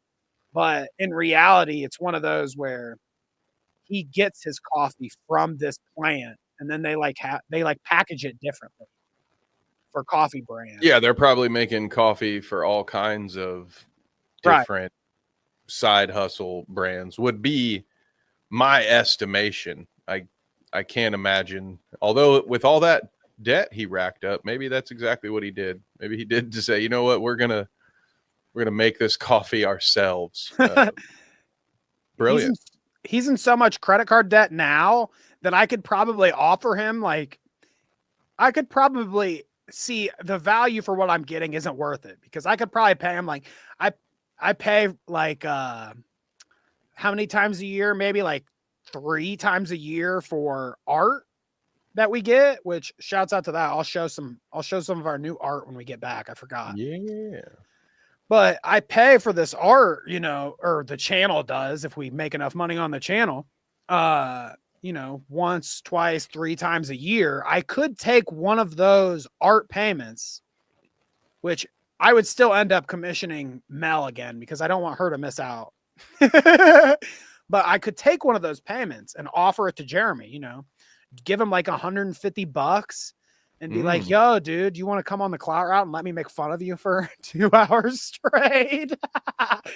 And like that debt might be severe enough that he might agree to such a thing. He'd be like, I'll do it as long as you also buy a year's supply of coffee. I need it. I need it for my books. My accountant needs it. All right. Kanga says, I forgot to say thank you for dropping the ugly ass AI slop. No, the most fun that the AI slop stuff for me is to like put in stuff that just to see how it pops out. Like I would absolutely never take an AI slop art thing and like use that as my profile pic or whatever the fuck. I think I mean, it's one thing if you're just a guy on Twitter, I feel like. If you're just a guy on Twitter and you're talking shit or whatever, and you made a little custom art thing on AI shit and you have it as your profile, that's whatever. But I think if you're doing a show like we are, if you're doing something like where you like at least want people to take you kind of seriously, I can't have AI slop as our as like our professional art on the channel. No way. I'm getting fucking crazy ass artists like Mel to do whatever I want, and it actually looks good when I ask her rather than Grok spits me out. Let me show you this. I'm talking too much. I told Kevin I wasn't going to show anybody this because it was so cursed, but I feel like it's too good. It kind of goes along with what Kanga's saying. And thank you, Kanga, for the 5. We appreciate it. For the art. We appreciate that. Exactly. I was just about to say we will transfer that over to Mel for Look next at this. Season. Woo! I says, make this anime, okay? A picture of me and Kevin at a wedding here, at our friend's wedding. And look what it did. What the fuck, dude? I can hear the banjos playing in the background when they see this. It googly-eyed you. My teeth look like a meth mouth. Like, yeah, dude, same. Holy God, dude. Poland says no more anime. I mean, that's right. This is what it's gonna look like. Jeez Louise. I love how my hand is just like a square. It's good. Anyways, I'll let best you pictures I've ever taken, to be honest. I'll let you entertain the folks while I exit stage left for a second. But I just want to say, yes, thank you so much, Kanga. We appreciate it. And we're glad you guys like the art. I mean, you guys always are like, so I don't know even what to say. You guys always are over the top about the art and always tell Mel that she's so great and everything she does is so good. And I agree. So, no, we are very appreciative that you guys think the art is as fun as, we think it is. But before I go on my little exit here, I will pull up the art for you, Kevin, and maybe that's how you entertain the folks. You can look at the art with them. And there it is. Well, yeah, I won't. I don't know who half these people are, but well, that's what I'm going to say. I'll just confirm here, but going from left to right, it's Hasan, it's Elon clone goblins, it's Anna, it's Jank, it's Ethan Klein, more Elon cloned goblins there in the bottom right. You see the little Tesla logo, and then I am a gnome there on the right, a bard gnome, okay, and Kevin is a half orc warrior. So there you go. With teeth for a necklace too, which is very badass. Accurate. Yeah. I appreciate Mel taking something from my personal life and applying it into the art. That's great. No, so there you have it. I think didn't we joke about this earlier when I said how many seasons in a row has Hasan made the art? He does become a recurring character.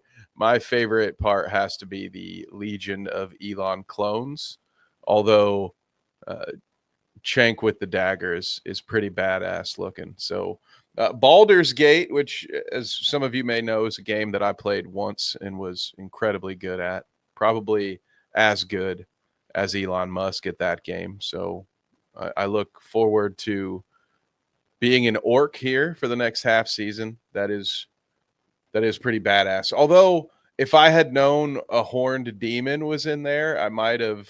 This is where I kind of played myself because I didn't know all the different classes. Like if he had said, "Hey, we're doing Oblivion this time," I would have said, "Make me a Khajiit, dude. I want to be one of those giant cat-looking dudes." But an orc, I felt like, is something that at the very least taps into my Lord of the Rings nerdiness. So let's see. There were some other things from chat earlier talking about the coffee that I thought was funny. Quartering supplier was super woke too, while he sold and repackaged their coffee as anti-woke. That doesn't shock me at all. I believe he said something like that, like he couldn't get his K-Cups manufactured because the company he paid to do it found out about his show, and they're like, yeah, we're not doing this, which is what happens, I suppose. Maybe you should check on that stuff before you go into business with somebody. And I am with you on this, King or Harles. We need some stronger coffee in this world. I need like a one a day coffee source where it's just like, hey, instead of me drinking 4 of these, can we just speed this thing up here? I need all day. Think about getting an IV, maybe. That's just pure coffee straight into my veins. You thought that picture was Kawaii Desu? That fucking cursed ass man, dude. That might be the ugliest thing. That piece of art that I showed might be the ugliest thing I've ever cranked out of AI art before. And like that was based on us. That was based on our faces. So I don't know if that's saying something, but most of the time when I ask AI for something and it pumps out a bunch of junk, it's like, well, I didn't describe the thing well enough for it. It's too dumb to figure out what I'm trying to say. But all I did for that picture was just say, make this anime. And it went, okay. And it also does this weird thing sometimes where if you give it like a regular picture where you're like standing next to somebody, like there was this one I put in it that was like 4 people standing next to each other, smiling for a picture like you do. And when it pumps out the anime version, it inverts it. It like flips it upside down. I don't know. Grok fucking sucks. Let's just say. Well, I'm sure it will get much better now that XAI has purchased X. Yeah, I'm sure up with I'm sure that? that's a great sign that business is good when you sell your company to yourself. Does this make sense though? Like, I don't even get it. Like, obviously we're somehow as taxpayers, we're paying for something here, right? Am I right about this? Because it just doesn't make sense. Like, what is he sold Twitter to himself? So like, I don't even, who owned it? Like, did he own it before, but his company did not? So he sold it to his company or something to that effect? Like, what the fuck does that even mean? I just felt like he was appropriating some of those that Doge fund that he got rid of the Department of Education, and he's like, okay, well, I can use some of this to like, let's get that to Tesla. That's how I feel about it, at least. Like, what the fuck is that? It's a bold strategy. I think nothing screams I did a business like selling your struggling company to another company that's doing a little bit better and combining the two so people won't notice how much your other company has plummeted. All right. Grok is getting trained on tweets, so it's going to get dumber. I also, Poland's asking the good questions. Anti-woke coffee, what does that mean? Now, what I imagine, Danny, is it's coffee that's just laced with melatonin and it puts you right out, would be my thought. Like Carl says, kind of the opposite. Very poor branding. If you're going to go, we're going to be the anti-woke coffee brand. Be like, dude, most of us drink that coffee because it's the only way we can wake up. So I don't know how well you're going to do selling those units. I love that, honestly. I love the idea of anti-woke coffee. Like, I didn't think about it that way, where, anti-woke coffee, like, that doesn't make any sense. And it's so much funnier now that I've thought about it that way. Jeremy's anti-woke coffee. It's decaf, folks. It's all decaf. It's full What did you proof. expect? Okay, it doesn't have Brie Larson's face crossed out on the front. Okay, when I said anti-woke, I meant decaf. I thought you guys were in on the joke. Okay, I'm getting email after email saying your coffee doesn't work. It's so weak. They What's sell the issue? anti-woke coffee. They call it DEI calf.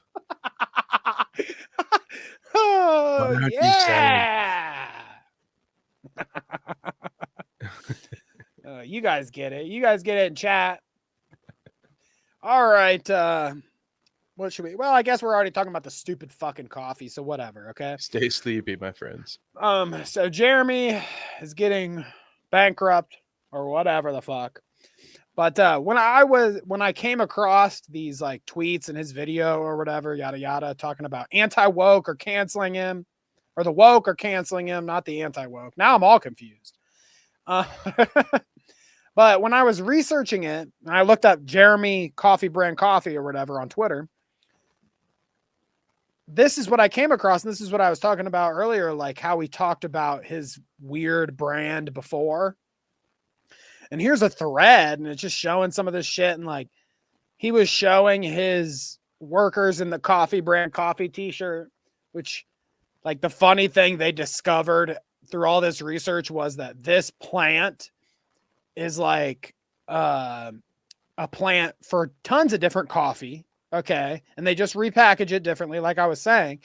But for the marketing, they always get the brand, whoever it is. So let's say like another one of their companies was like, I want to say it was like Meta PCs or something. I can't really remember, but they did coffee with them as well. One of these other brands did coffee with them as well. And when they do the advertisement, all they do is get one of the workers to throw on a shirt that says their company's name.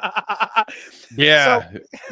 Spellbinding. I know people you're like, oh my God, I can't believe you mean they just put a t-shirt on and pretended like this was their building. It's like their whole business is pretending to be somebody else's business. Of course they're willing to put a t-shirt on for a photo and say, oh yeah, dude, I totally work just for this guy.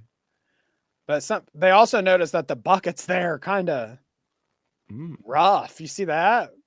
Ooh. Look at all that extra flavor just sitting on the top. Poo? That's what a waste. That looks like poo around those buckets there. What are they using those buckets for? What is that? That's the trough there. But yeah, this is like a whole video. Oh wow, yeah. Well, look, see, then they're stacking those buckets. Oh my God, Danny. Did you hear about? You remember the fits I used to throw when people stacked our buckets where we blanched fries in? I'd be like, you know how dirty the bottom of that bucket is? And now you just this thing sits on the floor all day. And then you're going to put it inside a bucket where you put food in. Bro, dude, back in my day, that's at least a verbal. You know, I wasn't quick to write anybody up. Your ass is getting rode up. No hair nat, no beard nat. Come on, bro. What are we doing here? That's right. You know, I didn't realize this through the first watch, but those fucking Impractical Jokers guys all got canceled over the weekend, and the last one had to get a job at fucking Coffee Brand Coffee. Yeah, here he is. Yeah. Yeah, finally. The one that didn't make a victim of some poor young woman. He ended up at the Coffee Brand Coffee. I hate those fucking guys. God damn you, Murph. Can you believe that shit? It's always so funny to me that, like, it's like dominoes. It's like domino effect. Like, stuff will come out about somebody. So, like, the Impractical Jokers. First, it was the greasy one that I saw on the airplane. What was his name? Joe Gatto. Joe Gatto, when I saw him on the airplane to New York, he had two fucking young women with him What? getting on the plane too. I was like, oh, they must be his assistants or something. Oh God. But anyways, the shit comes out about that grease ball. He's like the epitome of just nasty, greasy Italian dude. Oh, Creepy, wait a minute. creepy old Italian dude. I Can't mean, say I'm half. I can say it, right? Oh, it's the Carney rule. Yeah. Okay, you're good. But he's like, he just looks like a greasy sausage. He reminds me of like, you know what? Joe Gatto is what Salvo Pancakes will become one day. Like they have the similar body type, similar hairline. They're greasy, disgusting. Yes, totally. They're both Italian sausages. And Joe Gatto is way past his prime. But anyways, Joe Gatto gets accused or they come out with the receipts that he like was being nasty with some woman or whatever. And then immediately it's like the floodgates open and they're like, oh, well, somebody said something about Joe. Like, thank God, finally somebody's speaking out against these motherfuckers. Now I have the courage to tell my story about Murr. And that Murr dude was like an actual chomo. Like that dude was an actual chomo. It was like a 14-year-old girl or something. I mean, correct me if I'm wrong. This wasn't a story I researched. I just kind of had read it in passing or whatever, but I'm pretty sure that in those allegations, he's a straight up chomo. Joe gotta be kidding me. Yeah, dude, these people are fucked. And now poor Q has to fucking glove up and work at the shit bean farm. And no one's taught him the safety protocol, so he's probably going to get people written up when they see those buckets stacked like that. Yeah, exactly. It's fucked up. Just awful. And yes, to answer Harl's very important question, we got to make sure the people know. I've never seen a bald man required to wear a hairnet, but normally a hat is just always part of the whole ordeal anyway. Right. I mean, generally what they tell me when I get a new job or whatever somewhere is they're like, oh, you're bald. Okay, good. You don't have to wear a hairnet or whatever, but you do have to come in with a hat on every day. And I'm like, okay, like why? My hair's not falling in the food or whatever. Like, what's the deal? And they say, well, nobody wants to look at your bald head all fucking day. So you've got to put something on that goddamn thing. Yeah, it reminds people crazy of their own mortality when they see someone who conventional wisdom says shouldn't be this bald at their age. When they see them that bald, they're just, ooh, you feel the what the French call le pelle du vide, which is that pull from the beyond that some equate to wanting to be dead. So just put a hat on. All right, it gets a little too philosophical for everybody. Just let it. They just want to order a fucking grilled cheese, Kevin. Put the hat on. All right. I'm tired of talking about this with you. Not that I've had that experience personally. Dude, all these Joe Gatto jokes are jokes that Joe Gatto himself would write. They're so dad joke. Joe Gatto be kidding me. Come on. Come on. You gotta be kidding me with these fucking jokes.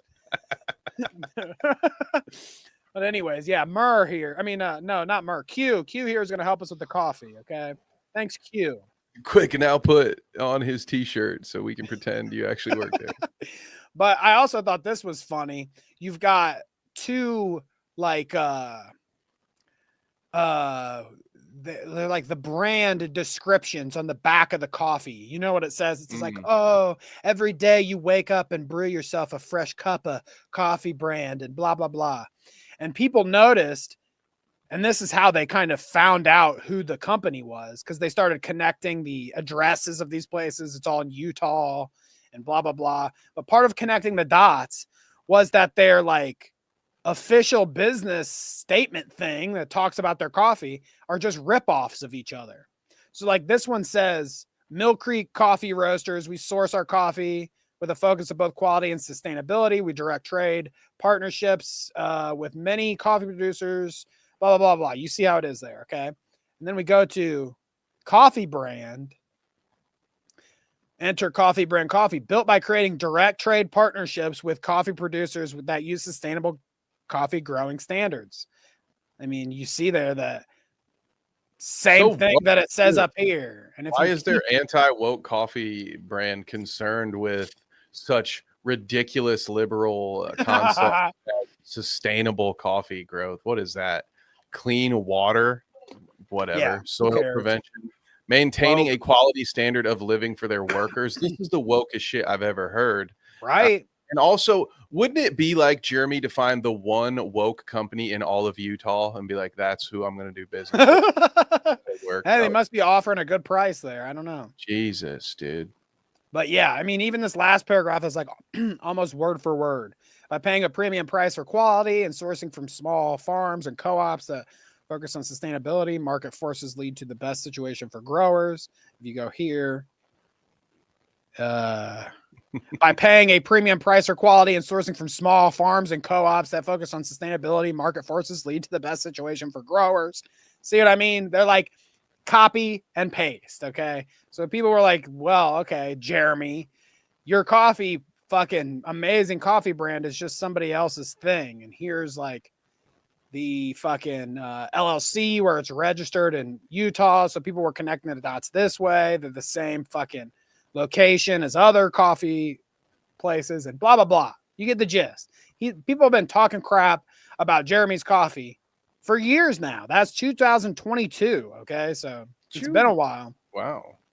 And while they were talking about like how it is sourced and everything, and they were criticizing Jeremy back then about that, they also found that Mill Creek place has a pretty rough inspection history here. Critical. Oh, it's almost as if that bucket stacking is frowned upon. Gee. Some things you just never work out of your system, folks, like proper storage and inventory management in food service. All right. Jeremy seems like the kind of guy, Danny, that would keep his chicken on the top shelf in the cooler. You know what I'm saying? Where it's like, dude, come on. Really? Ew. That's why it always has diarrhea. Come on. But the funniest part about this, and you guys can go, I'm not going to watch this whole fucking stupid video. The main point here, honestly, for this video of Jeremy is the title just cracks me the fuck up. Absolutely. Okay. Woke leftists just screwed me over on all my stuff. And yeah, I watched this here. He pretty much goes on about what some people were already talking about in chat. If you want to hear him talk about it, go ahead. It's only like 11 minutes here, but he essentially says like, yeah, he had a K-Cup venture that he wanted to go on, and he dumped a bunch of money into that, and then they fucked him there. And this company that he was working with, which we were just, I'm pretty sure, now this was something I could not verify, but I'm pretty sure that Mill Creek company that we were just looking at, like the from 2022, I'm pretty sure that's the same company that he's accusing of being woke or whatever. And really, if that is the case, I don't know for sure. Like I said, I couldn't verify the addresses and stuff at this point. But if it's the same company, the funny thing is that in 2022, they were fine with Jeremy's politics or whatever. And then I think like now in 2025, you know, maybe things have changed a bit to where they're not as fine with people like Jeremy talking shit under their brand. You know what I mean? Like 2022 was just a little bit different of a time. Who cares if we have some crazy right winger here selling his coffee because, you know, things aren't that bad right now. But now these coffee people are probably like, we can't have this guy. Like this guy, we can't have this guy. Because as it always goes, it's like a pendulum swing, you know. Culturally, we're going to be, you know, swinging to the left because our president is to the right. People will start getting pissed off about everything Trump's doing, and by the end of his 4 years, they're all going to hate him. So I think that's part of this, is what I'm saying. Like, these coffee roasters were finally like, okay, well, 2 months of Trump, I can't deal with having the right winger under. This is hilarious from Poland. Imagine going to someone's house and they have Rumble logos and the 98 Laws of Power on their bookshelf. Yeah, this makes me feel a lot better about my own setup. I'd rather have some pop some Funkos and some old toys on my shelf than the fucking Rumble logo. What else he got on that bookshelf? Think and Grow Rich or something?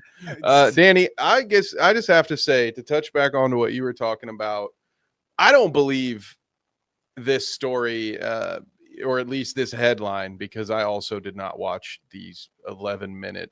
Oh, I watched it, this is, but I'm not watching it now. I do not believe, especially in this world that we live in, that if Jeremy's company were profitable and if it made good business sense for this company to still work with him, that they would have walked away from something like this. So what probably is more likely to have happened is that Jeremy sucks at running his company, probably did something stupid, broke the terms of an agreement that then caused these orders not to be fulfilled. And the only way that he can leverage that to try to help him out with his audience, who now is going to have to fork over a ton of money for him to survive, is to cry wolf and scream that, oh, the woke leftist ruined my company because I'm based. Like, no way. That's not how this works. You're talking about a company that, or a country that has had companies on both sides of World War II. All right. Like business people do not give a fuck. They will make, if there's money to be made, they will make that money. So if you got dropped, dude, it's probably because you suck at business, not because you're on fucking Rumble, because nobody really cares about that when it comes to the people that make those kind of decisions. I agree. If he was like bringing in a lot for them, it would have been, they wouldn't have got rid of him either way. Right. But he's not doing much for them apparently. But yeah, no, I wanted to say something about, who was it? V-Dub. He says his staff, it's another company. So when he refers in this video, when he's referring to all of my staff, the funny thing about it is he's referring to like 3 people. He's talking about like his, because this is the whole story. Okay. The K-Cup thing didn't work out for him. He sunk a bunch of money into that, and the company that he was with fucked him. So in order to keep the company going, in order to keep his coffee dream afloat, he wanted to leave, or I think he's being forced out of this company or whatever. I think, but I'm not entirely sure if he's leaving voluntarily because they fucked him over or if they're forcing him out. I don't really know. I'm kind of confused on that whole scenario or situation of it, but specifically he had to go like $300K into credit card debt to buy the equipment that he was using through this other company. So that's why he's screwed over and all of his staff is fucked, because now they're all in jeopardy. It's like him and his wife and like the couple people that he employs to do the coffee thing. He talks about it in the video. Like they're all fucked, and he's now in the process of buying all of this equipment and whatnot. That's putting him in super debt. That's why he's asking the audience, like, he goes on here towards the end. Here, you can see it. He has like a pre-order of a $100 Founders Vault package. The Vault, dude. Founders Vault. Isn't that so cool? He's doing shit like this to recoup, essentially, because he just sunk like a shit ton of money into getting all the facilities himself, I guess, buying all the equipment and blah, blah, blah. He was also talking, he's like, yeah, and we bought a machine that can make the coffee rubs or something that like people put on their face and stuff. Oh, so he's like, yeah. All the women that love to put coffee rubs on their face will be very happy too. Who doesn't love a good coffee rub on a Sunday morning? That's why our show can't start till 11, because coffee rubs are non-negotiable for me. Oh, look who it is in chat there. Pest, long time no see, says, did they find the video of the bothering Ping in his basement? No, trust me, when they find that one, well, I was gonna say we'll be showing you it for sure, but I don't think that will actually fly. Like, dude, you can't piss on the floor here. That's where we stack all the buckets that we put the food in. Yeah, think about that, guys. It's dirty enough. Think about that, guys. Like, Jeremy is the peeing in the basement guy. And we just saw how dirty his little coffee operation was. Like, imagine what they're probably peeing in bottles like The Rock there. Dude, yeah. Imagine when it's like he's Amazon in charge of the warehouse. Yeah. There'd be dudes just pissing everywhere. No bathroom breaks, okay? That's what you gotta watch. That's what you got that Voss bottle for, okay? Pissing that shit. I That specifically that picked empty a milk jug. warehouse with multiple drains at the center of the floor, so Right. all the pee will go downhill. I don't know why you keep bothering me about bathroom breaks. Typical woke union leftist trying to ruin my coffee company. And Kanga says scrub. Yeah, I think that's what it was, something like that. He's like, the women love the facial scrub. They love to do it, and we're gonna have a machine that does it. Oh man. That guy, I mean, Jeremy can never win, I think. I think it's like the universe is Sorry, Pez. different time zones past. That's what I know, happens. we're streaming during his coffee rub hours, dude. Come on. Get the guy a break. You got to get your bucket of ice passed and wake up early and get in here with the Clout route. But I'm glad you're here. Nice to see you, bud. But I think the universe is just strictly against the quartering. He can't win. Like, even as he is like, you know, doing his little politics thing online or whatever, blah, blah, blah. Like, he has constantly been clowned on relentlessly. Like, he's only been made fun of. I think even his peers like make fun of him. Like the Steven Crowders and the Tim Pools, they all think he's a joke. And then the only people that are willing to work with him are like the F slur lady, the fucking Melanie Mack fucking crazy bitch is the only one that will go on there and hang out with him. Yeah, you know, now that you mention it, he does give me that vibe. Like, I'll take it a step further. I bet his old friends from high school or college, whenever he gets together, it's just 5 or 6 dudes roasting Jeremy all night. You know, like that's just his role in the group. It's just been, and they probably call him the bothering too. You know, like so. I assume you're completely correct. He's just the butt of the joke, regardless of who's in the room with him. Everybody knows that guy too. Everybody knows that guy. That's like, when he comes to the get together, he's the butt of the joke. Yeah, everybody just changes. Everybody's very comfortable frequencies. Yeah. It's like open mic night all of a sudden now that this guy's here. Like, oh, Jeremy's here, bro. Oh, let's go pour me a shot. It's roasting time.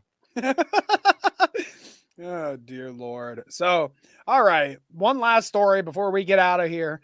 I have to talk about Hasan versus Elon, baby. I mean, there's not a better fucking face-off, in my opinion, to see one asshole go after another asshole. Love it. Special referee Grimes. Special referee Grimes. Yes, that's absolutely true. So, if you guys didn't see, Hasan this week has been doing the totally anti-capitalist thing, and he has been playing an Ubisoft game, Assassin's Creed Shadows. Now, people may be like, Assassin's Creed Shadows, that's the one with the black samurai, the black gay samurai, right? Yes. So there is a woke aspect of it. It is a woke joke game, right? No, yeah. I'm just, obviously I'm bullshitting, but very woke. You know, Hasan can still say that. It's still woke. Okay. It's the black samurai. He's woke as fuck, but he's been playing Assassin's Creed for Ubisoft money, having to drop ads on Twitter and shit about it too. And because he's been doing that, it caught a bunch of the Twitter gamer bros caught wind of Hasan's anti-capitalist endeavors here. Uh-oh. So Grums, who I hate, by the way, don't get it twisted. Grums, a fucking loser who can't make a game. Everybody's been waiting on that fucking weirdo creepy game that he's trying to make for fucking years, and he can't release it. And he took everybody's money, and he's a fuck. Okay, fuck this Grums guy. But he says you can tell a lot about Ubisoft with how much money they are throwing at terrorist platforming streamers. So low blow at Hasan there, quote tweeting his little, or he didn't quote tweet it actually because he was too pussy to do that. he screenshotted this is even from Blue Sky, so he didn't even do the tweet. It's funny that Hasan tweeted this out. So it's on Twitter, it's on X.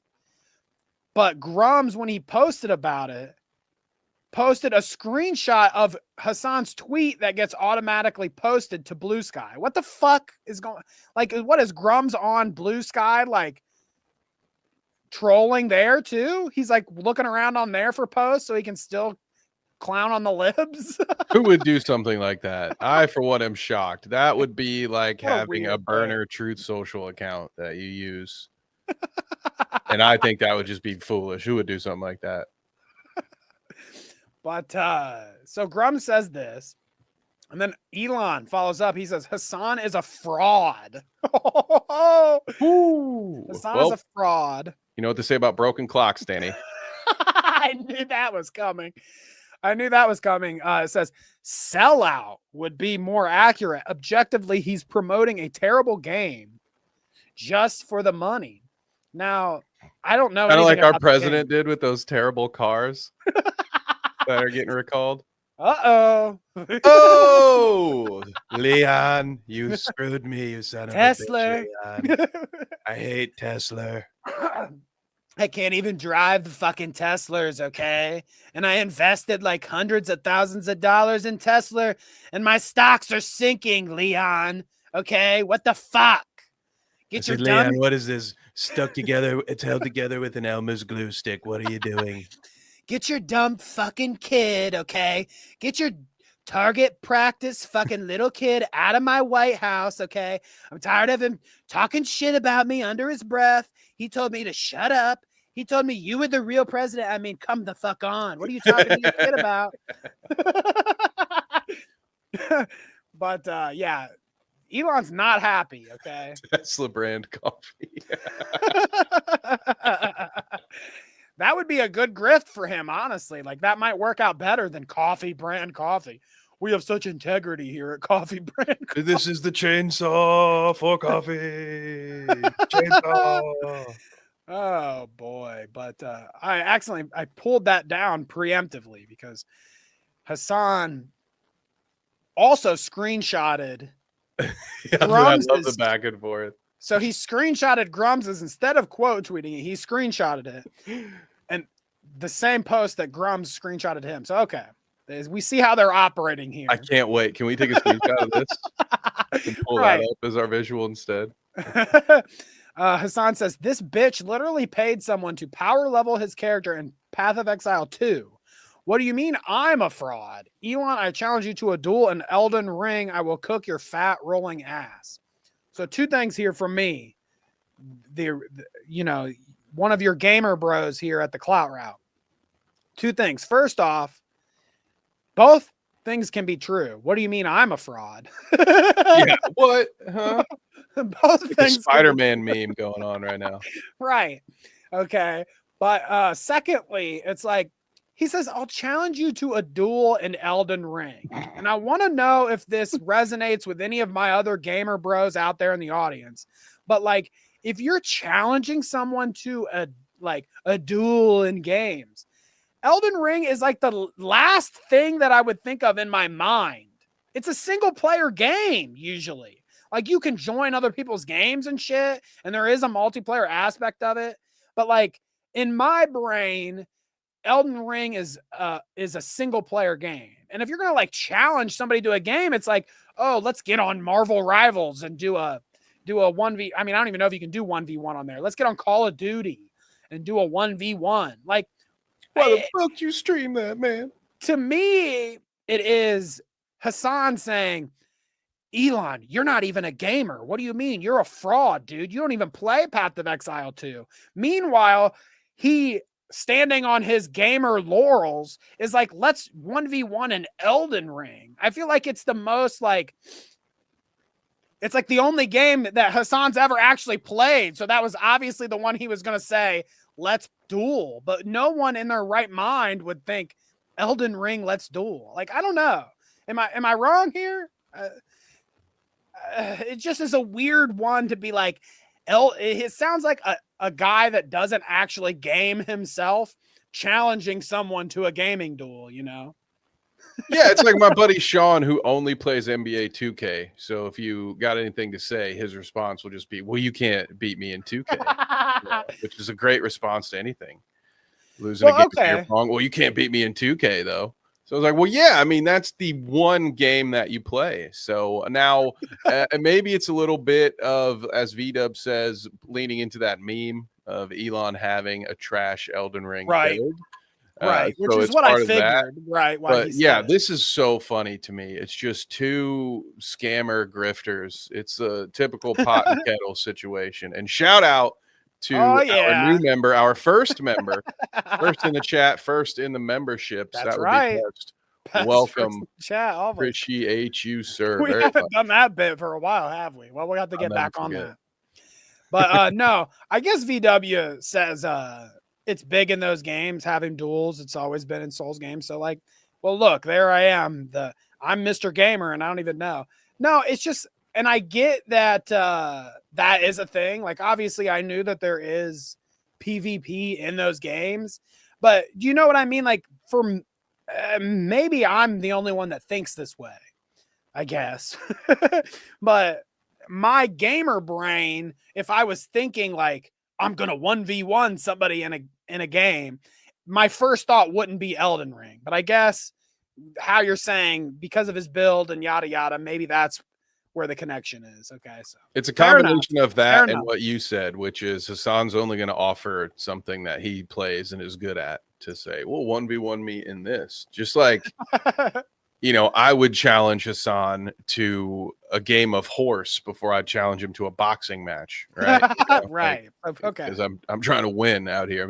I got an ego to protect, Danny. They got a 1v1 in an actual, like, and something hard, like something that's going to take some real skill to it. Like, I don't want to see Hasan do the, you know, naked Elden Ring build. I want to watch them play chess against each other. Dan. There you go. See, now that's real gamer shit. That would be very revealing, I believe. I think Elon is a little more autistic than Hasan is, to be honest, and that might put him over the edge there when it comes to chess. Well, according to Elon, chess is just too easy, and that's why he doesn't play it. So I think we would be in for quite a stream if we were to ever see Elon check his phone so he remembers exactly how the little horse character is supposed to move on the chess piece. So I know we're coming to the end here, but there's a couple more of these Hasan things that I wanted to pull out before we left, especially this one. I love to see the crash out, as Drama Alert puts it here. Hasan getting pissed off about Elon tweeting about him. Let's watch. Like the fucking literal president, which I'm going to talk about in a second. The literal current president. That's not what literal means, but okay. Call out post, calling me a freaking fraud on his website. The fuck? How can you tell me that I am not a gamer? How can you tell me that I'm not a gamer when the president of the United States of America, perhaps the planet, is freaking out about my gaming? Literally. He's not the president of gaming, let me tell you. Like the fucking literal president. The literal president. Literal. Figurative president. I love that.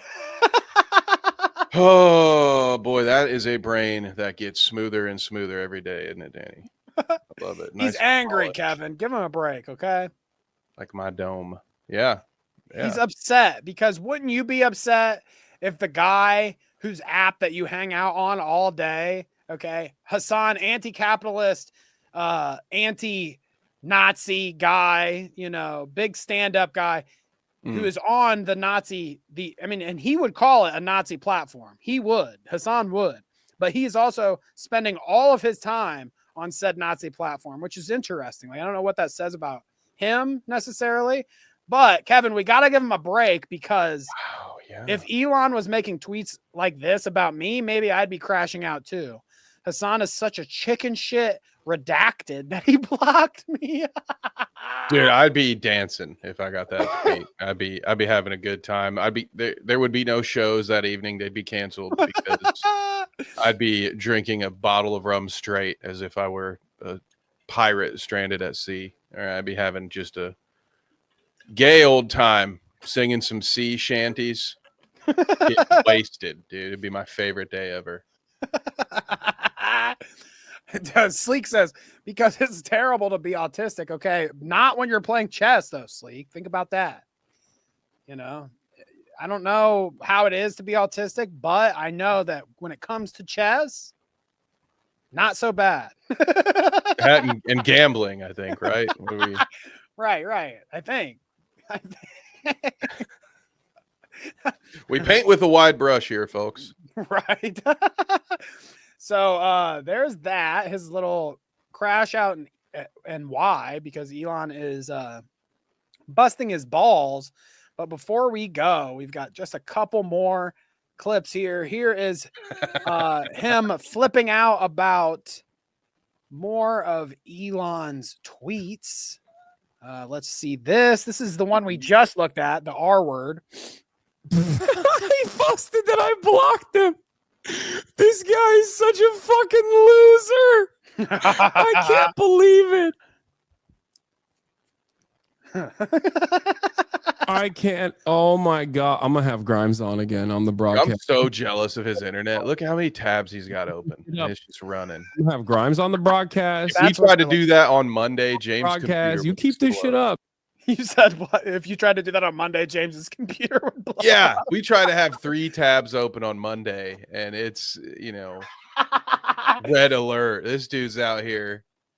He's got an entire encyclopedia worth of tabs pulled up, and it's just no problem.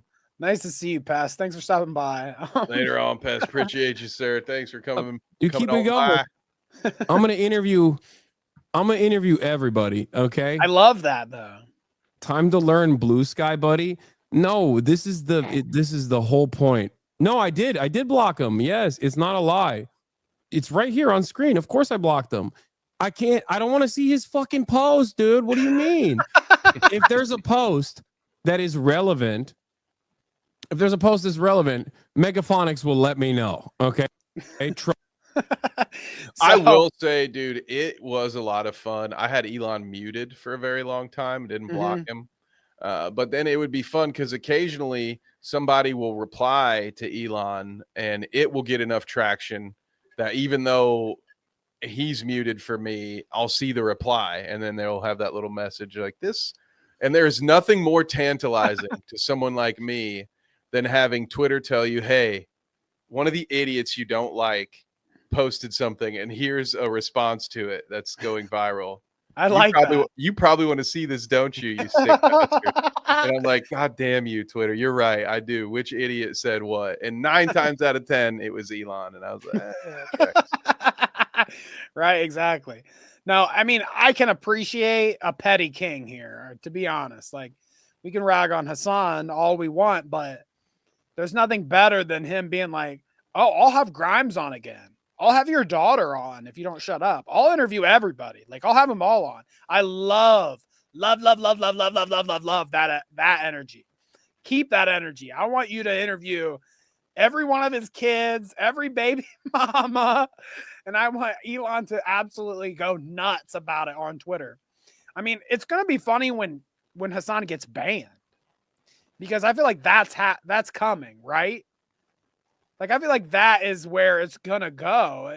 Elon, every time one of these dickheads, like, disagree with him or make him mad, he bans him off of his platform. He's done it multiple times with different other journalists. No, Dane, that can't be true because the whole reason he bought Twitter was because it was the town square of the internet and free speech was more important. He, I believe, Danny, is a free speech absolutist. So there's no way that he would use the power he has acquired by over purchasing Twitter. There's no way he would use that to silence his critics, Danny. That sounds like bullshit, That sounds like something only an asshole would do. So I don't know.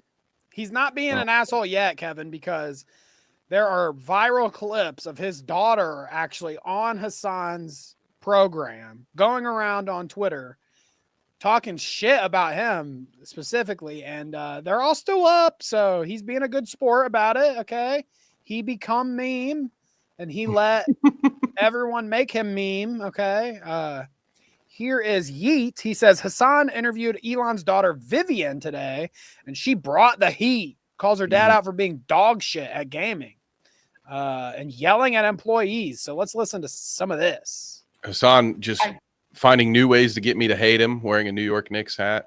Oh, that's not good.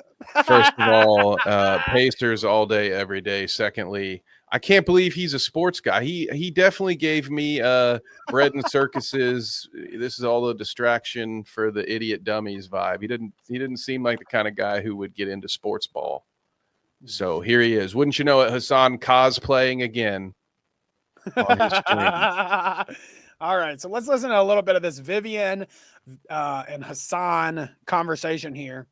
I have to admit, when I watched this the first time, I can absolutely tell that she is Elon's kid, and that cringe, like that cringe gene that they have, this poor girl here acquired that gene. That's a bummer. So let's listen here. Let's listen. Tweeting does not count. Also, wait, hold on. Excluding tweeting. So he's specifically talking about does your dad do any work? And he says tweeting doesn't count. Okay. So that's where it's going here. I don't fucking know. Because that's not a fucking. Most of the time I saw him working was when we were, because it was the school was in SpaceX. So he would drive to SpaceX and then also have us in the car. Isn't that interesting? She said her school was at SpaceX. That's usually how it works with these cults. You get them early. Once you got the parents, the next generation is locked in. So long as you keep them in the same group. Very Those interesting. would be the worst kids church. to be with. Those would be the worst. Your peers at fucking SpaceX Academy or whatever are all fucking chodes, dude. Oh, I bet, dude. Just every the single worst. one of those kids are entitled little pricks. Bunch of dudes named Win or some shit. Like they're either the fourth or sixth. You know, it's like, oh yeah, I'm gonna be a 6th generation banker. Take over the family business over here after I get my degree from SpaceX Children's Academy. That again, I for one am shocked to find out that Elon Musk would set up his own company towns. A practice long thought to be outdated, but here we are. Well, Elon's one to throw back to the classics, I feel like. So there it is. Hash says, I actually do think Elon's cringe gene would be charming and endearing if he wasn't a massive asshole. I mean, maybe that's what you'll think about Vivian, because I don't think Vivian necessarily is much of a massive asshole as her dad. So like the cringiness here, you might be more fine with than his. I would concede that point. I think that you're correct. Her cringiness might be a little better, Most of the time I saw him working was he was just yelling at employees in the car while we all watched horrified. Like viscerally screaming. I've heard this from people that have unfortunately worked with him. That he's a horrible boss. No, he's such a prick. Yelling at people is gauche. I don't need to yell at people to be correct. I just am. See, that was the moment. Did you hear that? Here, let me play it one more time. From people that have unfortunately worked with him. That he's a horrible boss. No, he's such a prick. Yelling at people is gauche. I don't need to yell at people to be correct. I just am. Yeah. Oh. Do you see even Hasan's reaction? Yeah, he's like not even listening. Yeah. Yeah, that's right. Exactly right. He's like, move on. Let's move on past this weird thing that you just said. Yeah, okay. Oh, that's kind of funny. Good to see you didn't get your father's ego. I just am. Exactly. You didn't get your fun. She definitely inherited that, didn't she? That ego comes from somewhere. Yeah. Dude. What about the gaming stuff? That's okay. So you like this? Are we gonna get into it? Are we gonna get into Because it? he came because initially this whole thing started because like he came after me. He was saying I was fraudulent for. So that was her XQC moment. You heard that? Dude, she looks like me about 30 minutes before pay-per-view starts. I'm like, okay. We gonna get into it? Yeah. Okay. All right. Got my popcorn ready, dude. Let's go. That's real excitement. That's real fucking excitement. Bolton said, "What did she say?" I couldn't understand. It was okay. Yeah, this is a real rug pull. Joke's on you. This is actually an interview with XQC. Said, "Oh, you had to chat a bit of a excited about a chat." He takes off the wig. Yeah. He's like, "Got you, Hasan. You fucking bitch." Your house, bro. Okay, look, for doing a sponsor for a Ubisoft game. Oh, when she said that is correct. It was really fucking funny, which is the fact that I suspect when I was like 12, he was bronze in Overwatch, and me and my twin weren't. And he would try to constantly get us to play ranked with him, and I'm like 90% sure it was just because we could carry him. And I was like a 12-year-old Hanzo main who was like barely in silver. So, Kevin, you should. I actually understood all that. I was going to say, you should be able to. You're an Overwatch. You should be able to get some of this. She's legitimately saying we were not as bad. He was bronze, which is bad, which is like the low tier, right? I'm assuming. Like, yeah, that's where you're at. You'll find old Kev in a bronze lobby. You know?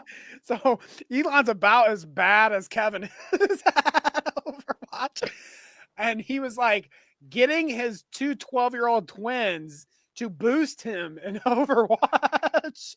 Time to play Overwatch with Daddy. Put down. What are you doing? Homework? We're bonding. I'm trying to level up Oriza here. Okay, I need my two girls for support, and I mean that literally. You're both playing support roles the entire time. I want you to be Lucio, and you stay on me. I don't care if everyone else dies. Your only job is to heal Daddy. Understood? You're so right. I mean, you're right. He was a bronze Torbjorn main. Bronze Torbjorn dog shit. Awful. Like god awful. Who's his main? Torbjorn. So no, I don't believe oh God. He's like, I am a pro Path of Exile, whatever the fuck. Like, no, the fuck you are not. This is so cringe. Why would you even pretend to be like, it's fine not to be a gamer. I know. Right. Where does that come from? I mean, my suspicion is that it's just like narcissism and he really wants to be liked. I don't think people always think he wants to be Tony Stark. No. He wants to be the what's the name of the CEO from Ready Player One? He literally wants to be that. Now, I don't know. No one remembers that because it's a shit movie and even shittier. I was gonna say, do you know the reference she's making? Who's the Ready Player One? A book that takes place in my beloved city of Columbus, Ohio. Do you remember that movie that they made, which was just nothing but references to 80s stuff, and then they had a bunch of video games in it? Yeah, and they had the VR world that everyone lived in, and people were dying, like they were end gaming themselves if they lost all their digital currency. You remember that? He's basically saying Elon wants to be the evil genius behind the Ready Player One thing, where he owns the entire world on the digital platform, is what that sounds like to me. Didn't finish the book. It was very bad. One of like 3 books I can say that I started and did not finish, which is difficult. You guys, the dweebs in the audience know how difficult that is for me to not complete something. It's very bad. Am I assuming it's like a situation where, like, let's do my Marvel Comics nerd here. Instead of being a Tony Stark, he wants to be like a Dr. Doom, right? Like that, those kind of levels. Yeah, he wants a different power leveling. Yeah, but basically, to Marvelize it, that's a good comp. Right. So there you go, people. Straight from the daughter's mouth. It sounds weird to say that, but I think it's funny. Hash said, I don't think Elon called them girls. And I think they're twins, and I don't know if one was a boy and one was a girl then, but Vivian is his trans daughter. So that's why I think what Hash said is funny. Like, yeah, he probably wasn't respecting her pronouns. Oh, probably, yeah. But there you go. So there's always more to get to. You know how it is. But we are at the end of the show. So that's it. Okay. Ooh, no more to there it get to. That's it. It's over. It's 2 hours. It's 2 hours and 20 minutes, actually. People already told us to fuck off 20 minutes ago. And we just kept going and kept going. So no, we appreciate you guys all for being here. Let's look at chat before we get out of here. Okay. One last overview of our beautiful chatters, and then we will get the F out of here. Okay. First off, we've got Kanga, $5 for the art. Appreciate you as per usual. Thank you so much, Kang. I will tell Mel that you tipped her a 5-1. That's right. Really, what will end up happening is I'll just use this to pay for the next art. So I'm not really gonna hit her up and be like, hey, I got $5 for you. I'm gonna Venmo. But you know, it's gonna be our deposit for the next one. Just here, keep our spot. I don't want to confuse anybody or lie about what I'm doing. Okay, this is just going in the pot for the next one. But thank you, Kanga, for that. And thank you, Pest. Nice to see you back. Pest was the first in the chat, as per usual. And he's also the first member that we've ever had. Wow. First and only member. A real groundbreaker. No, but we appreciate you all. Let's look at chat. Happy Mother's Day to my UK mothers. Right. Headbug, tell your mother Happy Mother's Day. From the two bald guys that you watch on your little television screen. That's right. In some ways, the UK is kind of like our mother, but didn't work out so well. We were rebellious teens. Right. Okay. Kept spilling her drinks. Really bad. That's how you get kicked out. My eggheads. I like the Commonwealth. Yeah, it's very common, very wealthy. 2 things I like. That's right. That's right. Nice to see you, Kanga. Appreciate the 5. Harles Barkley, Twitter done been fucked up. That's right. Oh, yeah. It's a barren wasteland. Disco Danny is a fun addition. What was the was I doing disco? Yeah, you had the light changing. It was very good. Oh, yeah. It's still doing that, right? Somehow. Ooh, look somehow, at that. even though it's on one solid color, somehow it is changing in my camera. I don't know what the fuck's up with that. You look like you've never heard of a snozzberry, Danny. I guess. There must be something about dunking my head in the ice bucket. V-Dub was here. Nice to see you, V-Dub. Appreciate you. That's right. Got to get this to 10,000. What? 10,000 viewers because I was naked at the beginning. Yeah, I believe. Yep. This must have been during the ice bath portion of the show. Is this the only dance?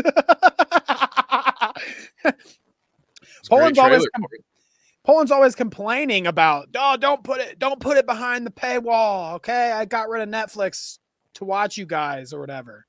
And then she complains that I give her the premium content for free. She complains. Okay. I can never win with this lady. Okay. Get yourself an executive producer that you can never win with because you will always be constantly trying to improve your show because you can never win. Point. Yeah. It's great. Love a real goalpost mover. It keeps you very incentivized. Right. Exactly. Now spend the rest of your day getting ready for tomorrow. That is how they do it, isn't it? Yeah, you got to eat the cucumbers that were in your ice bath. We got to see that part next. Rip George Foreman. I mean, yeah, yes. That's right. Yeah. True that. King was here calling me an alpha. That's right. That's right. You know. Represent. Alpha dance. You know how my day goes. Let's see. Hash was also here. She said howdy ho to the eggs and friends. Nice to see you, Hash. Shadow Humor was here talking about spitting on dicks. I mean, that's what Hawk Tuah does. That's the namesake. It's true. Not our fault. We didn't bring it up. I'm sure somebody has done like a podcast with her or whatever and has been like, yo, you're like, your whole thing is like sucking dick. So are you actually good at sucking dick?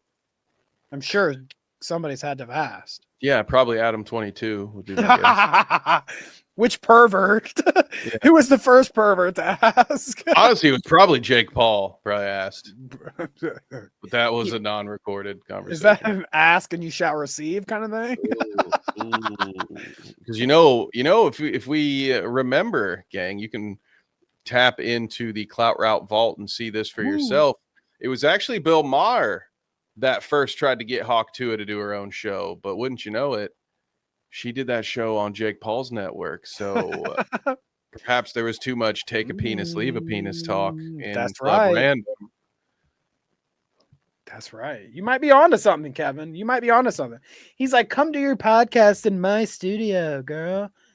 We love that. If you need a penis, take a penis. If you have a penis, give a penis. Revolutionary. Thank you, King.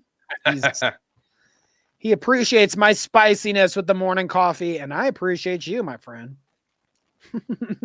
Oh yeah, got a little spice in that Sunday morning. Otherwise, why bother going to church? You know, if you don't have anything to repent for. Sleek was here. I don't know if I said it, but he says Cobra. Throw back to that video we made. Go check it out if you haven't seen it. Okay, it is illegal to be here right now and have not watched our most recent video, the most influential influencer. Go check it out. I just think if you're here, you should put the needs of the Clout Route over the needs of any other podcast. And if you don't do that, then you're a traitor. And it's just simple as that. Simple. Very simple. So don't be a traitor. Instructions. All right. Like and subscribe. All right. I think that might be everybody. Okay. I said Shadow, Harl's head bug. Advent was here. That's right. Advent. Shouts out to Advent. Okay. He says, I didn't know there was a rumor she was pregnant. Hawk Tuah, yeah. That's why they thought she ghosted because she had one baking in the oven. She had one in the chamber. But she dodged that oven. She dodged the oven. Yeah. Yes, I did. Undefeated. Never lost. Yes, I did. Anybody else? Did I miss you? Did I miss you in the chat? Because if I did, I am so sorry. Okay. If I missed you and didn't read out your name, Joe Gatto in the chat. Okay, people. Past I said was number one. Anybody else? I don't think so. Hash says we still accept views from traders. Yeah, that's true. That's true. That is Haters, true. traders, anybody can watch. Okay, we don't discriminate. Hell, watch twice. You know. So you're stealing from Mel. What are we talking about?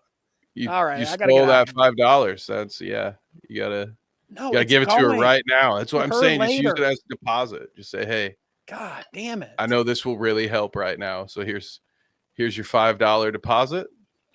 And we're locked in, dude. We got what season will it be? 3, 4? She'll be fine. 10.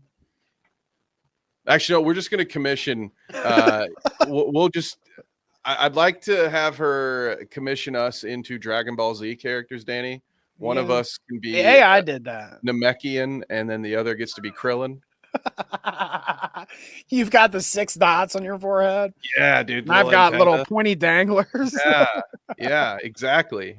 See, this is great. We can't. There's no law that says we have to wait for the next season to get something commissioned. That's all I'm saying.